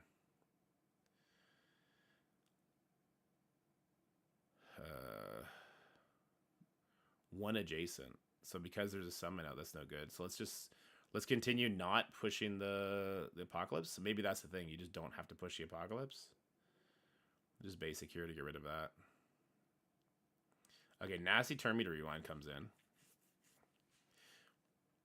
So maybe the thing with the Apocalypse is to get him hit so that he gets the speed up. Vulture speed. Does Vulture speed top Apocalypse speed? It should. But only if enough people die, though. Okay. What up, Sanders? Back in the game after a long break. Don't have the new team. Stop it right after I got Apocalypse. What 2 teams should I build first? Extreme X-Men and Hivemind. The Tiger Ultimate is going to get a lot of people killed here, right? To the bleeds. In fact, it might kill everybody. Alright, those were fake dodges. So, was it a mistake to use the Vulture special? I think it was. Because Apocalypse already had slow. So all it did was give him another chance to get me. So here's what I think we do. We act as if Apocalypse is not adjacent. We don't rely on the Mysterio special. Yeah, it's super fast. Oops, this is the wrong team. We don't rely on the Vulture special. We just do the basic. Peel another dodge off Tiger. Whatever, right? We act as if Apocalypse is not beside. Yes. Yes, that's what we do. This is what we do. This 3-diamond Apocalypse. This mother trucker. Okay, so blinds don't work here, so that's not what we're going for. We do the ultimate, can't be counterattacked. Good stuff. Rewinds the Apocalypse. Good stuff. We don't want to hit the Apocalypse with an unnecessary splash damage. We will use the special here. We want the ability block. We summon up, because of course we summon up. Mysterio dupes start pushing that off. Good. They start pushing her. The big boy Mysterio is going to put Disrupt out there, which is really good on the enemy Apocalypse. Good. So he doesn't get speed up, so he's slow as molasses right now. Do I want to do the offense up? I feel like we have enough offense up. So if I basic, we'll prep this person to die to Vulture. That's fine. Everything's still okay. Goblin getting kills speeds up my Vulture. Craven being the highest damage is a good thing. Vulture pops off. Sorry, I guess Doc Ock pops off first, which gives Vulture even more speed bar. And then he pops off, definitely killing the Apocalypse with the execute. But we still have to eat the Tigra attack. If I do it over here, no, I couldn't get the offense down on her. So we still have to eat that attack. How likely is it that to kill us? Do we have any death proofs at all? Because those bleeds are real. I guess Green Goblin ends up soloing. It's safe enough, though. It's safe enough mechanically, which is the most important thing. Because there's no heal block, right? Tigra doesn't do heal block on our ultimate. So the Green Goblin... the Doc Ock regens face off against the Tiger Bleeds. And the Tiger Bleeds, they win, but not enough. Is that right? Yeah, Tiger Ultimate does not do heal block. Okay. All right, a very difficult team. No, I should hit record. All right, a very difficult team that is in war nowadays is going to be your new Avengers with Apocalypse. So what team we want to use here? Well, we want to use the Superior 6, Sinister 6 combo. This does require you to have Vulture and Mysterio here. Their mechanics are insanely important. If you try and hit this with full Superior 6, you'll be dead before you take a turn. So don't do that. And positioning here is a little bit important, as well as who the highest damage is. That's going to be who your... Coulson is going to obliterate. Now, oddly enough, that's Craven for the most part. If that's your Green Goblin, because your Craven's not too big, I would be very wary of this matchup. All right, Green Goblin can still survive it, but it's a little bit scarier. So the position here seems like it might be a mistake because you're not getting the additional benefits of having a new Avenger beside Tigra, but it's actually very meaningful. So the Apocalypse beside is to try and bait out Apocalypse to get an attack in on the Retaliate to give himself speed up. So we don't want that to happen. Now, Green Goblin Classic Ultimate cannot be counterattacked, so we definitely want to throw that. That's going to rewind the enemy new Avengers. Next up is Vulture. You do not want to do Vulture Special here because you don't want to give Apocalypse a reason to counterattack you. So you do the basic single target attack. And now we're going to do the special. Now this attack also cannot be counterattacked, so we don't care about holding this Craven special. We got to summon in, because of course we got to summon in. This is where it gets a little bit dicey. We start attacking the Tiger as much as we can. And our Mysterio, here's the thing. I could 100% do the ability block because Apocalypse adjacent, but I want to cover all our bases. I do believe Apocalypse adjacent to Tigra is the harder form of the matchups, but instead of relying on that, because maybe some people are going to put him off in the other corner, you could always use the Mysterio ultimate, putting Disrupt on that Apocalypse so that he cannot retaliate. So he did retaliate, but he's not going to get speed up. And now, instead of what we were going to do, we're now able just to wait him out and get extra rewinds on him and go from there. So now we're going to get turn meter rewound quite a bit, but with the speed bar we get from, I think, both blocks on Dork Out and him dropping low, as well as people dying, fueling the Vulture, we actually get to jump the gun. So we're going to go ahead, we're going to flip everything. You see we did just push the Apocalypse. The Summon Shocker, because I have a giant Dork Out, actually has the most damage there. Now Vulture is going to ult here, and as you see, that Apocalypse looking pretty prime with the defense down underneath 50% health into your Vultures, who hopefully got a couple diamonds on with the raid season, and Vulture just completely annihilates the field. And from here, it gets a little bit easier. We'll go ahead and get that last dodge off Tigra. Here's the last sketchy moment of the fight. Tigra does her ultimate. The good news is no heal blocks have come in, so your Dork Out regens are facing off against the enemy Tiger's bleeds. The enemy Tiger's bleeds will win. The bleeds will do more damage than the healing from the regens, but not so much that you're in jeopardy of just instantly dying. So this is a great way to counter the new Avengers Apocalypse teams. Let me know if you guys have any other counters to this team. We'd be very interested to know them. All right.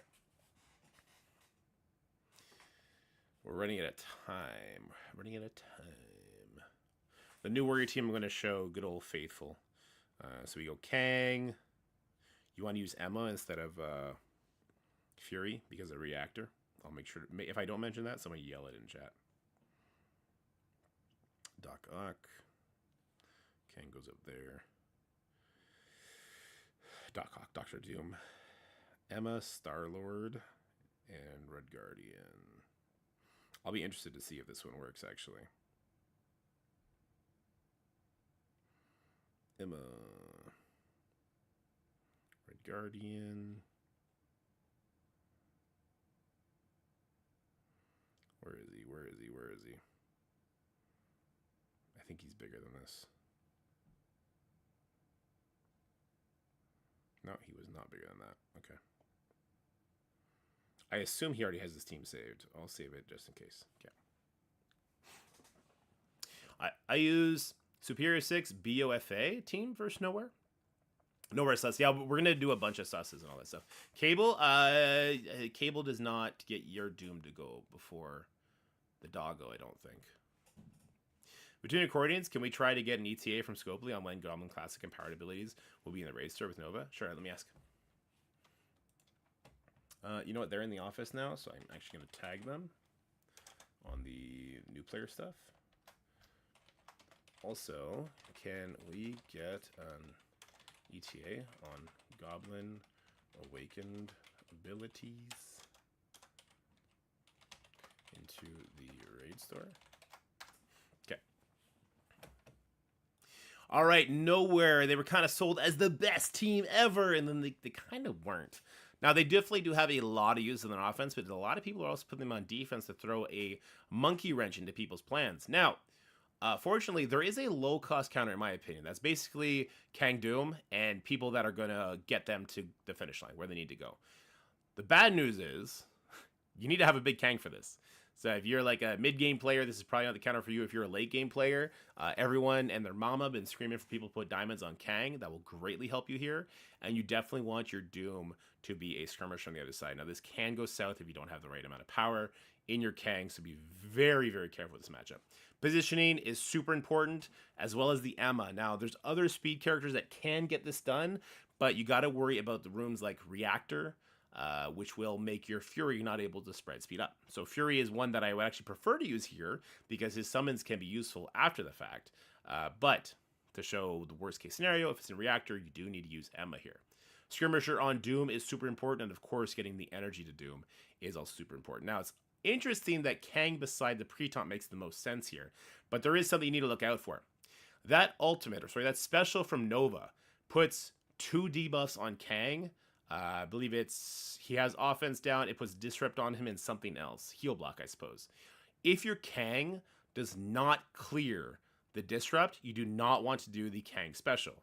If it does clear the disrupt, then you do want to do the Kang special. So I'm going to do that over here, targeting on the Nova. Now we're going to get energy out there. If you're paying attention and you see energy went to Doom, then you don't need to put the the special out there with Star-Lord, you can go ahead and use the ultimate to get a little bit extra damage out there, but don't feel stressed into doing that either. Now, Emma is also a skirmisher. We're going to go ahead and we'll use the special here. That's going to put out another vulnerable for us, and then it's Doom's turn, who again is yet another skirmisher.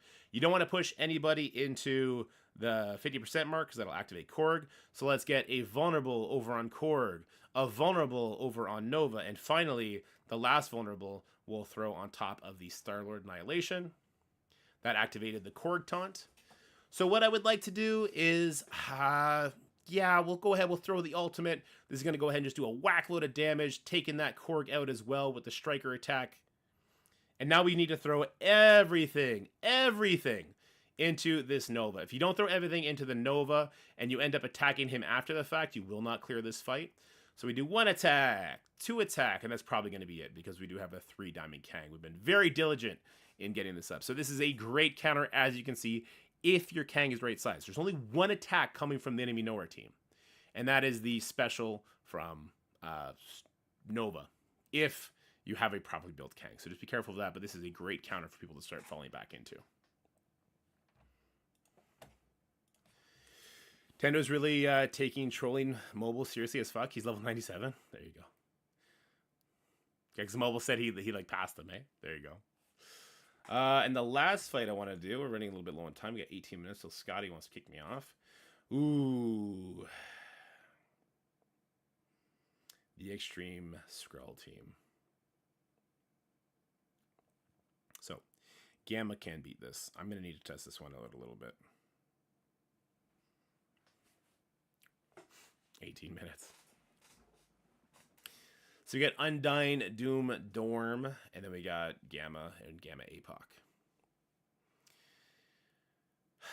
I'm guessing we want to do the Terminator Rewind on top of the Skrull here and not on top of the Rogue, or do we want to keep the Rogue from taking her turn? I'm not sure.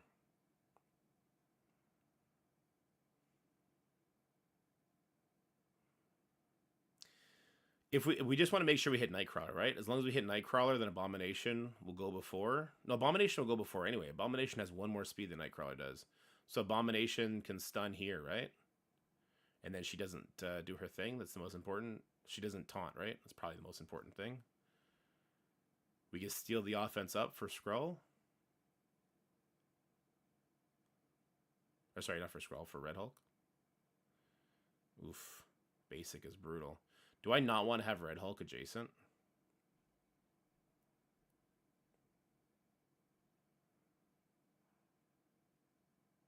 I don't know if I want to have Red Hulk adjacent. So there's the trauma. So now we can stun the Skrull. That's contingent on it not being blocked, though. So Gambit's going to be brought right back because we don't have an ability block. Plus he's going to have a bunch of nasty buffs.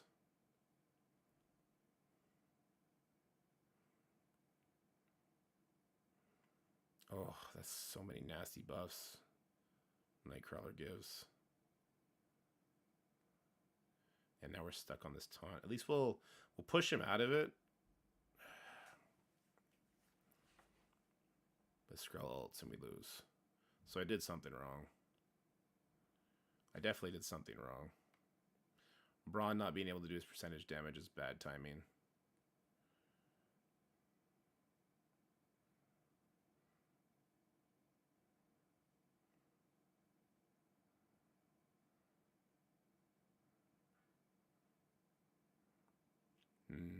I did something wrong.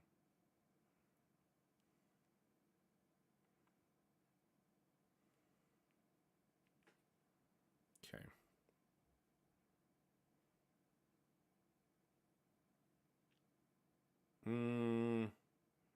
I don't think Dorm helps you here. Because once you fall behind, you're behind. I think Apocalypse is the one that helps you here.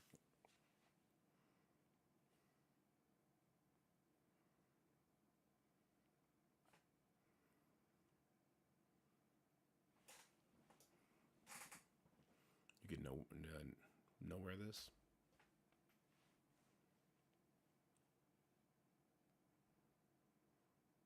So if we do the rewind here,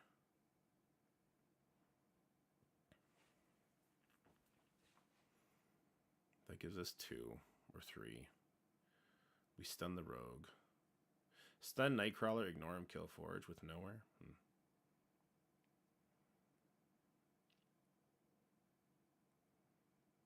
Any buffs we take get used against us in the end. So we'll do percentage damage instead.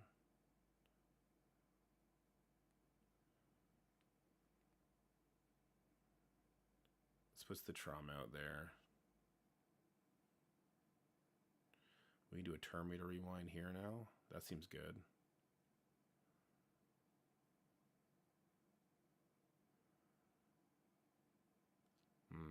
Maybe we didn't want to taunt, because that gave Skrull enough speed to go before our Hulk, our Red Hulk.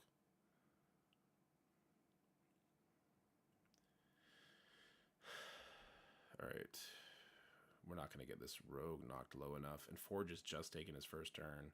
So he's going to immediately bring that Gambit back. That's not good either. It's really poor timed. Really poorly timed. Nightcrawler's about to take his first turn too. Brutalize us.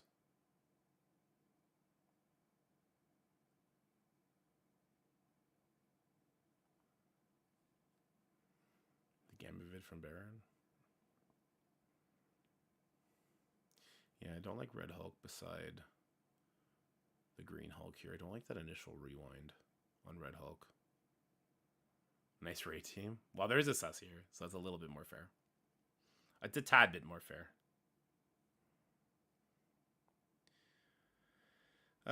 Who would I like to get rewound? Maybe Abomination, because then the Abomination stun can go on the Skrull. I hate the ISOs on this, but maybe they play into factor when you get enough vulnerables. Brawn behind Hulk. So that so the buffs come in after Skrull goes. That sounds pretty good too. So that's 1 on him. I want to steal the speed up back for Red Hulk. We still way too many buffs. Wait, is that a good thing though? Wait a minute. If we could push the Skrull, well, put our other guy in stealth, which is not great. Let's stun. Maybe we should have stunned the Rogue there or the Nightcrawler. I don't know. We can do the turn meter rewind here.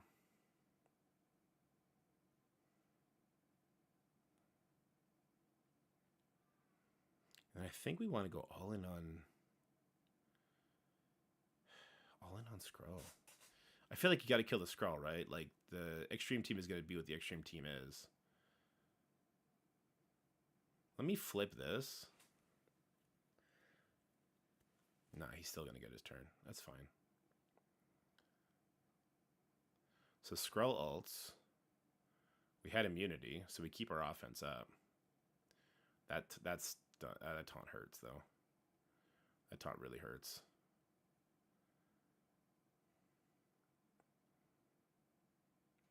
Not having Hulk as a healer.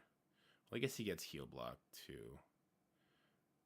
It's a big heal for our team.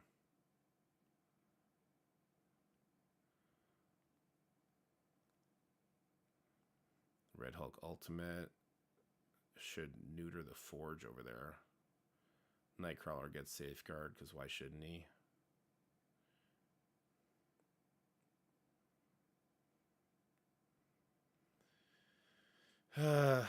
Let's do one of these. So Forge is going to die to bleeds, if nothing else. Oh, he died to that instead. This is probably a horrible idea. Defense down to fuel the Skrull. Okay, well, this is also bad because I can't hit the Skrull with it, but maybe we kill Gambit. Okay, well, that's good. Lose She-Hulk. Oof, Skrull is going to be a menace here. Ah! The Hulk Striker almost got it done. I guess the retaliation will. Will Nightcrawler solo the team?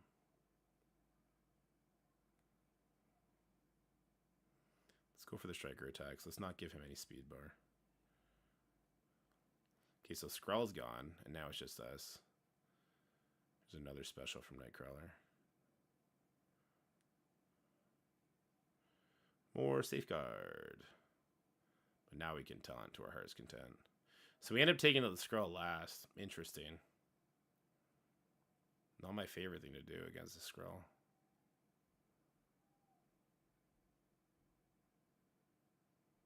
Let's get that dodge off. Bam, bam, bam. Abomination goes down.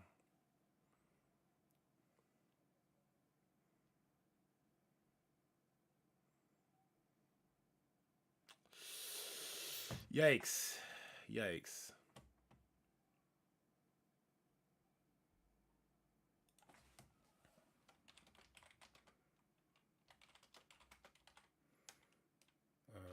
Not yesterday. Not today's vote, but the day previous. So, like, claimed Saturday night. Okay. There's so many extreme variants that mess up planning counters. Yeah, that's why War is as fun as it is right now. Okay, so Brawn beside Hulk. Let's try that. Put Red Hulk in the corner. Do something like this.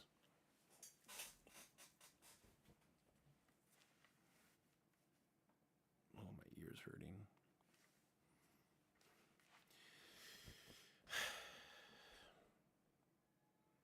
I'm going to go for the rewind on Forge here.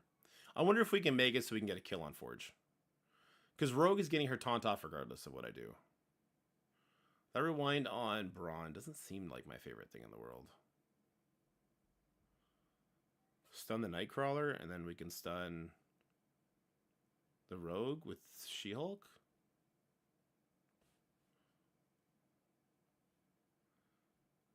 Could have also stunned Forge so he doesn't get his ult off. I don't think I mind him ulting, though. This gives offense up to Red Hulk before he ults. That's no, because it puts that guy into stealth. So we very well could have got flipped.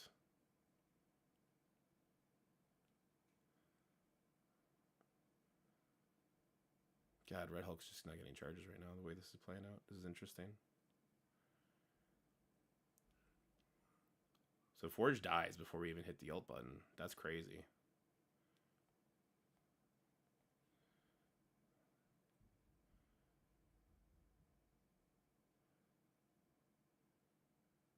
There's the ult. We take it like a champ. I'll do defense down on everybody before Red Hulk ults. Or do I do the special again?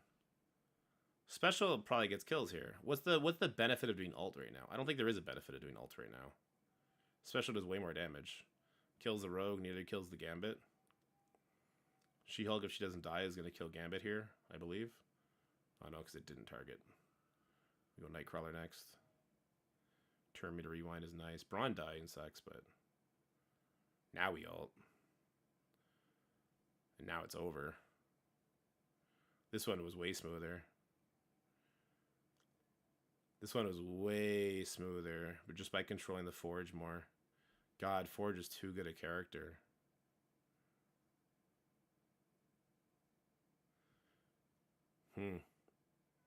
Forge too good. Positioning could change this, right? If Forge is not beside Skrull, you really want to get the offense down on Skrull, I believe.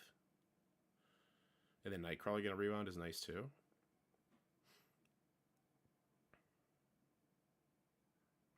I want to do that again. Let's see if how repeatable that is. I feel like that's very repeatable. But I also feel like we don't do the special from Brawn. We do the ultimate. Because those buffs put us in stealth, and that puts our Red Hulk in jeopardy. So we do this here. It's a 20% turn meter rewind because the first one is dodged. This comes in. Turn meter rewind on Brawn. All those buffs. Stun the Nightcrawler. Bam. Stun the She-Hulk. Bam.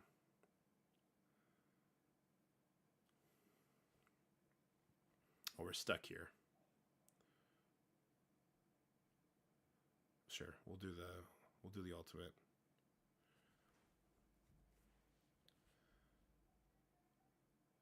So the problem is Red Hulk's not getting pushed enough at this point.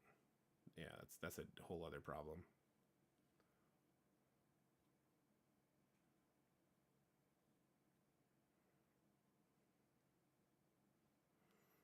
Okay.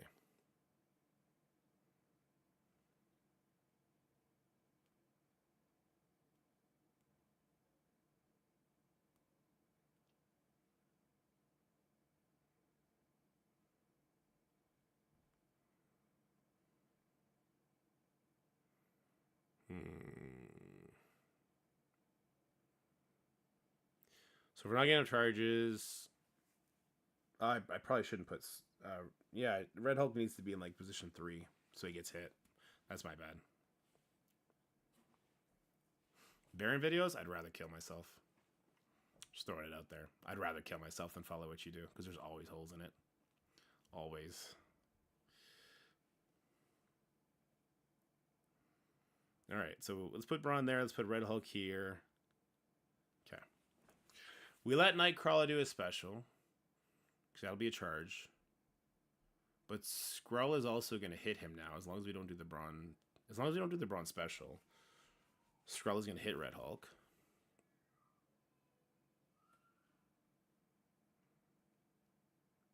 So that's one charge. Let's stun here. Stun the Forge. Let Nightcrawler pop off. We don't want to steal. Let's just do damage to Forge or damage to Rogue. Let's do the damage to Forge. I mean, I couldn't help it. Forge had stun, I guess. Or taunt, rather. So that's now 3 or 4 charges. Go ahead and taunt. Nightcrawler goes. That does give speed bar to Red Hulk. I'm not a huge fan of that. I can ult now. Do I want to ult or do I want a special?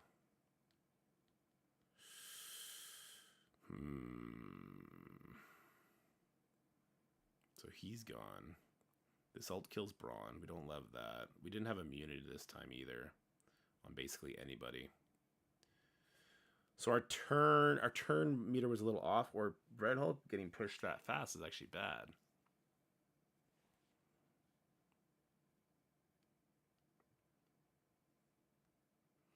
If you do Red Hulk basic on Skrull, Red Hulk will ult before Sus second turn. Let's give it a shot.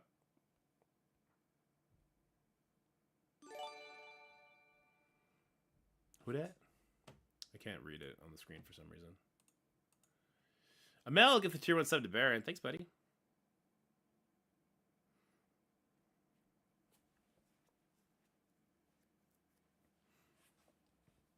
Ooh, Baron, I don't know if you want to say that shit out loud, man.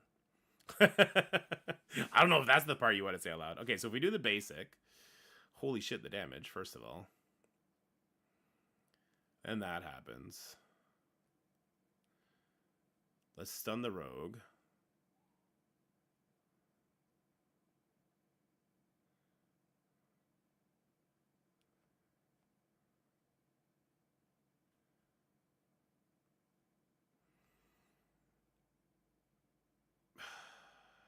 Special would be interesting here. What a waste of a gift. Basic? Basic is going to get my people killed. Try it. I don't like how Braun's a striker.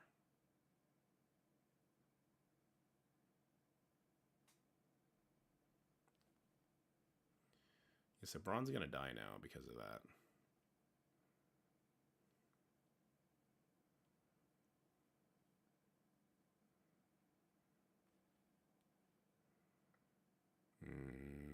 He's going to put a bunch of buffs out there anyway. We can stun him.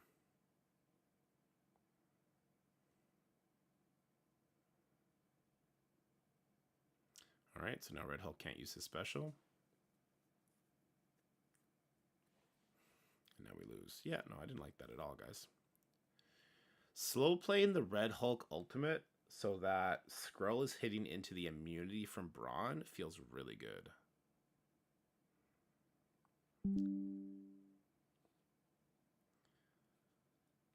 Yeah, slow playing the Red Hulk ultimate felt a lot more in control.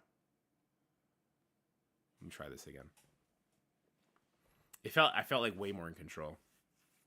That was when we ended super clean. Like super clean. So we did this here to start it off. We get rewinds on Forge on Nightcrawler. We just activated the scroll passive. That's good. We'll stun the rogue here. I could even stun the... I should probably stun the Forge with Abomination because it'll do a shit ton of damage. We steal here because it heals us up and more importantly gives us immunity before the Skrull ults. Let's do this.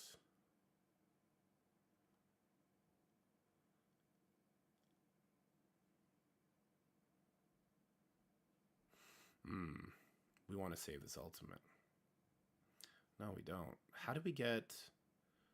I think we did. I think we just have to throw this the bronze special. The problem with the bronze special is that it activates stealth, right? Oh, my game froze up.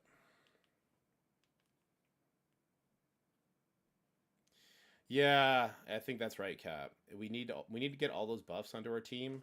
What the fuck happened here? It's showing me the baby account.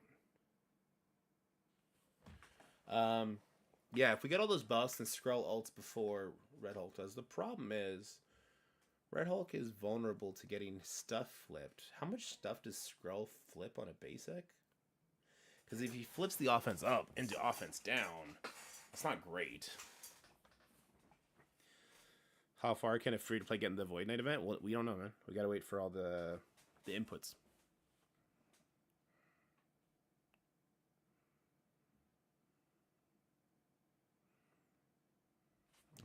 I don't want to show the defense of the Alliance.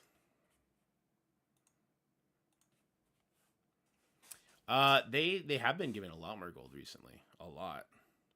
With the war stuff. And they said they're going to do more, right? Have we seen that more amount yet? Do we know what that amount is? I don't even know what that amount is. Okay.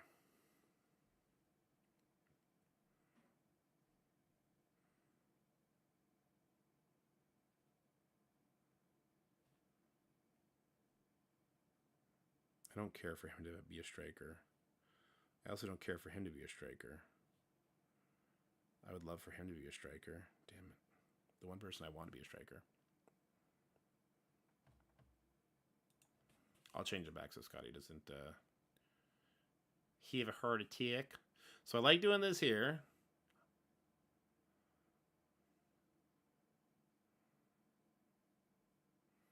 Alright, I'm actually... See, if he was a striker here, I would really like this stun on Forge. Does a lot of extra damage. And then I want to steal everything here.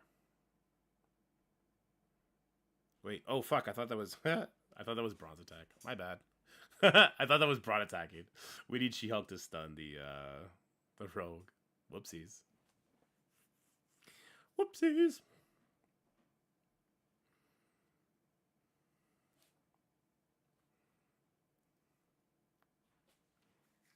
Okay. Turn me to rewind here. Hey, here's the thing. Positioning, I think, would change this matchup a lot.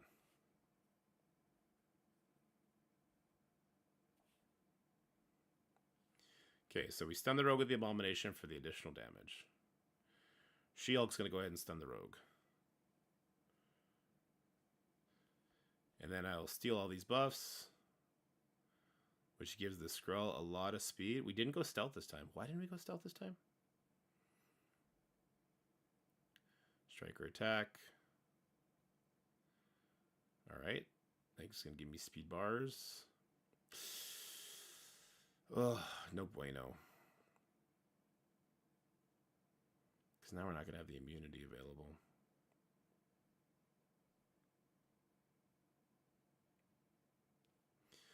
I'll tell you what, let's give him offense down, the Skrull.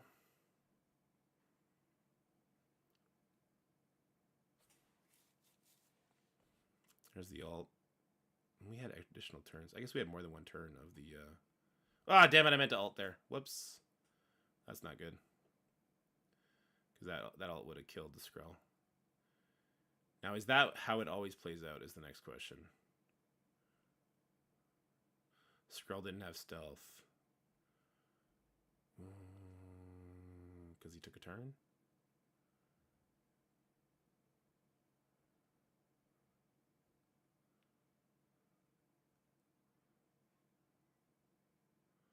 Okay, and there's the killing blow. Yeah, we needed ult when we had the chance. Skrull didn't have stealth. Why? Why? Why did he not have stealth?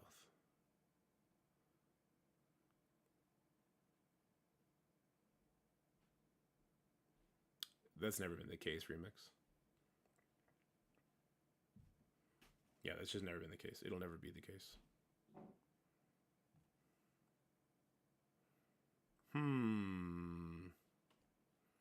Rewind. Bloop, bloop, bloop. Basic comes in from Skrull. Stun. Stun.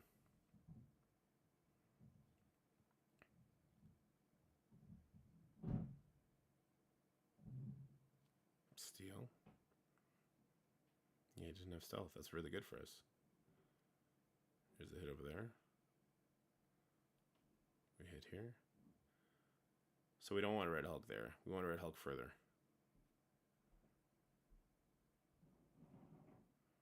Or do we like this? We might like this.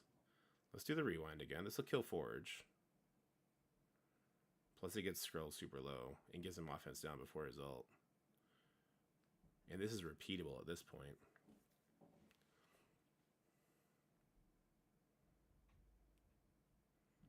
Good defense down on everybody. We do massive damage. Skrull's gone. Can we do we just innately win when there's no Skrull?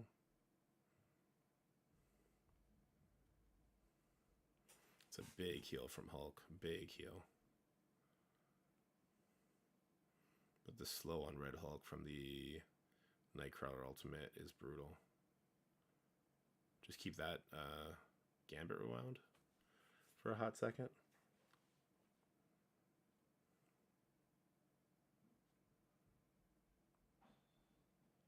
So Rogue is so low at this point that even though she's using her thing, like it's actually bad for her. It's gonna get her killed right here. We're super healthy at this point too. APOC Horseman make a decent Crucible defense? If not yet, very soon. Oh man, that's 2 stuns? Wait, why do I have 2 stuns? Oh, Rogue did a stun before she died. Hey, Jerry. Gambit bled out? Oh, Battlefield effect. Right, Battlefield effect will do that to you. And then Red Hulk's going to finish us off. God, Nightcrawler having such a low cooldown on his special is bonkers. Okay, I think what they handed this... yeah, we can just do the recording now. Who does Apocalypse replace in this case? Is it Hulk? Can't be Hulk, right? Because we gotta position the opening attack. Is it She-Hulk? It's got to be She-Hulk.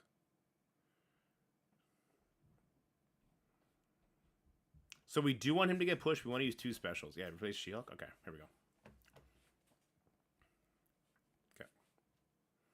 And last but not least, we got to include a Skrull copy for you guys. So this is going to be Skrull with the Extreme team. There is actually a pretty decent one-shot answer to this, even on a punch-up. So this is going to be Gamma against the Extreme Skrull team. No Cyclops, obviously. These are the ISOs that I prefer. I think there could definitely be an argument made for Fortifier on Brawn, Striker on Hulk. I think there's definitely some options there as well. But this is what I currently like as the setup. So positioning will be important here, but no matter what, you want to be hitting the Skrull with part of this special. Now, if you can hit the Forge, I think that's an added benefit, but you also don't need to hit the Forge because we can get a stun on him with Abomination, who cannot be dodged on his stun anyway, but that is a character we're going to be stunning here. So I'm going to go ahead, I'm going to target the Skrull in this case, gets a rewind on the Nightcrawler. It doesn't really matter too much.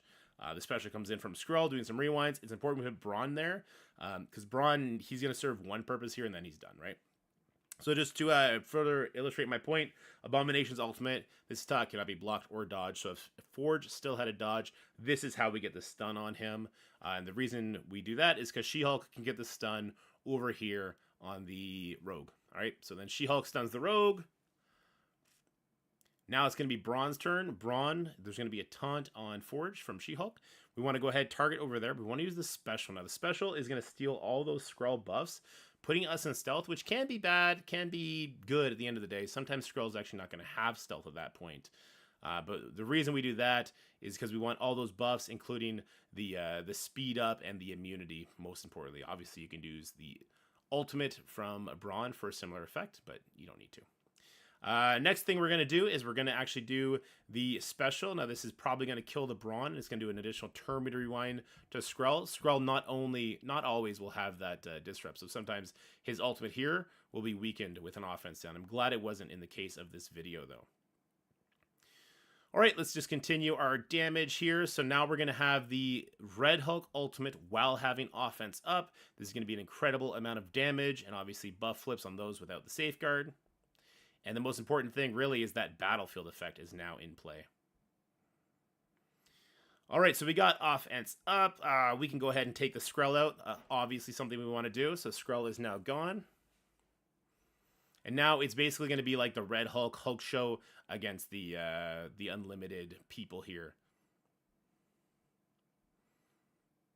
All right, there goes the stun coming in. If that stun was on Red Hulk, this would get a little bit hairy, but it's still very doable because of Hulk, because of all of his healing, which is absolutely crazy. This is why I like him as a healer in this particular matchup, though I have played around with it as a striker and had a much more success with him getting actual kills on people and making the matchup not last nearly as long. Hey, Rogue is going near the end of her life here. Another potential stun comes in from the Nightcrawler, knocking that Hulk low, which of course gives him speed bar. And when we get the opportunity, we got to go for the Gambit because of his out-of-turn damage. And after that, I actually like to go back for the Rogue. I like to secure my kills rather than playing with my food. Leaving people alive, especially if there's like a Striker-Raider combination between them, I think is always a bad idea. So, very dirty matchup, but it is the one-shot potential. I think at the very least, you're going to kill Forge. You're going to get Exhaust, and I think there's a very good chance you always kill Skrull. So if it ends up being a 2-tap, that's not the end of the world. I always like to err on the side of not wasting my attacks. So if I get a couple kills on a team like this that has sus on it, I 100% leave it. If I go in here and do absolutely nothing, then I will back out.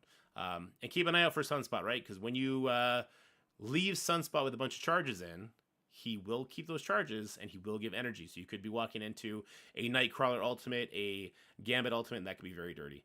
There is a way to make this even cleaner, and this can be with Apocalypse. Let's go show that.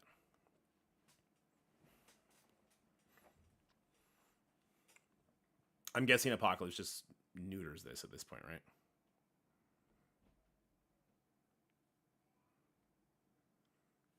Okay. Can Gambit sell or no? All right, so I've actually never done this matchup, but I've been told this is the absolute cheat code if you are lucky enough to have your Apocalypse on offense. I think this is a great use. Anytime you can trade an Apocalypse for a Skrull, I think is good. And Gambit for an Extreme, I think there's probably better uses for Gamma, but if it gets you through the war safely, I always like those safe matches. I think those safe matches are the best way to be. In this particular case, though, we're actually going to go after the Skrull because Apocalypse brings more buffs than She-Hulk does. I'm going to go ahead and rewind over here on the Gambit Rogue. If Skrull was in the middle, I would err on the side. If I can get Forge +1, I would do that. If I can get Nightcrawler and Forge, even better. So I'll just keep that in mind. Just like before, we're going to stun the Forge here with Abomination. I think stunning Forge over Rogue is important here. We'll go ahead and we'll do some percentile damage on the Rogue. If this activates her passive, it won't activate her passive. Even if she drops below 30% life, it cannot activate her passive. After that, we'll throw the ultimate up here from the Red Hulk. So this is why I didn't do another rewind on the Skrull. I wanted Skrull to drop his safeguard. What am I'm dumb. I've never done this matchup before. So this is going to go ahead and get the Rogue killed. It's going to stun the Gambit. Nope. We can kill the Nightcrawler here, and it's just going to be us versus Skrull. Then who cares? So it really is kind of a whatever matchup. This is actually foolproof? Alright, perfect. I like foolproof. This will kill the Forge. Rewind the Scroll. We can ability block here. We can go ahead and kill the Gambit as well. Alright, well there you go. In real time, me learning a matchup I've not done before and realizing just how easy it is whenever you can include Apocalypse with Red Hulk. This really does kind of show how much value the Red Hulk Apocalypse combo is going to have down the road as a plug-and-play team. I really like this. Skrull's going to kick around for as long as he can, but it's not going to be very long, and obviously this is so much cleaner than our last attack without Skrull, or sorry, without Apocalypse. And that'll be it. Alright guys, if you enjoyed this War video, let me know. If you had any requests of teams that you want to see in action, let me know. We always want to include an Apocalypse team and a Skrull team. So if there is a version of those teams that's giving you a hard time, please let me know in the comment section below. And as always, stay happy, healthy, have fun, and we'll talk to you in the next one. Bye for now. I think that was good enough. Nowhere feels safer than Gamma. Nowhere works here.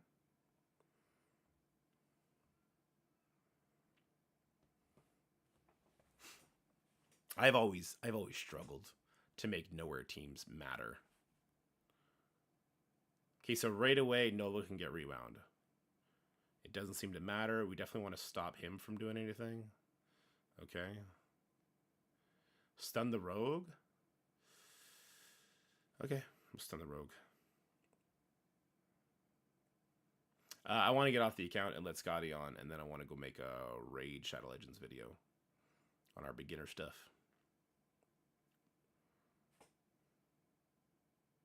Alright, first of all, let me switch these guys back. They were both Striker.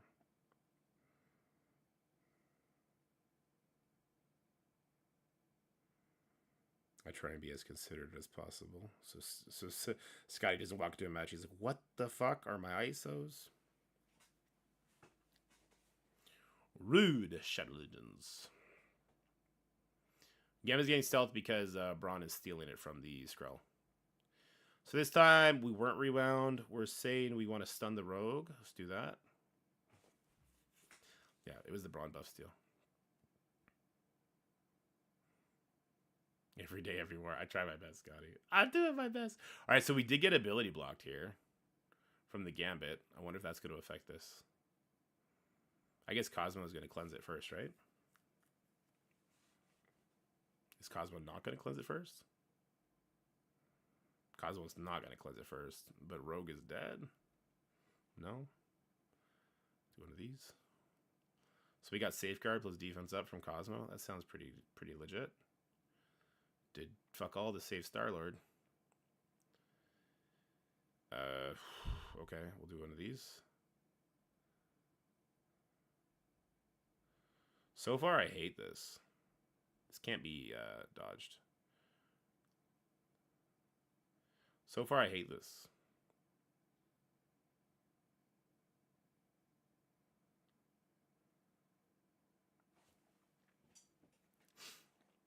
Nowhere is such a shitty team. I said it and I meant it. Nowhere is a garbage team. Jesus. Like, Nova's good. Why did he attack 3 times? Why did Nova attack him 3 times there? Did anybody else see that? Am I seeing things? Nova's a good character. Diamonds on Nova if you want to not die. He's not a striker. I'm tempted to... Whatever. Awaken basic. Oh. Yeah. I do have the Awaken basic. That's true. I wish it worked in Crucible. All right, Nova versus the world. Just get as many dodges off as we can. Korg, come on back, please. All right. What a waste of an ability. But one that I, like, have to do. Oh, man, I got greedy. I was like, I want to save the ultimate because it gives offense up, right? I want to save the ultimate for Nova's next attack. All right, so that's a dead Gambit.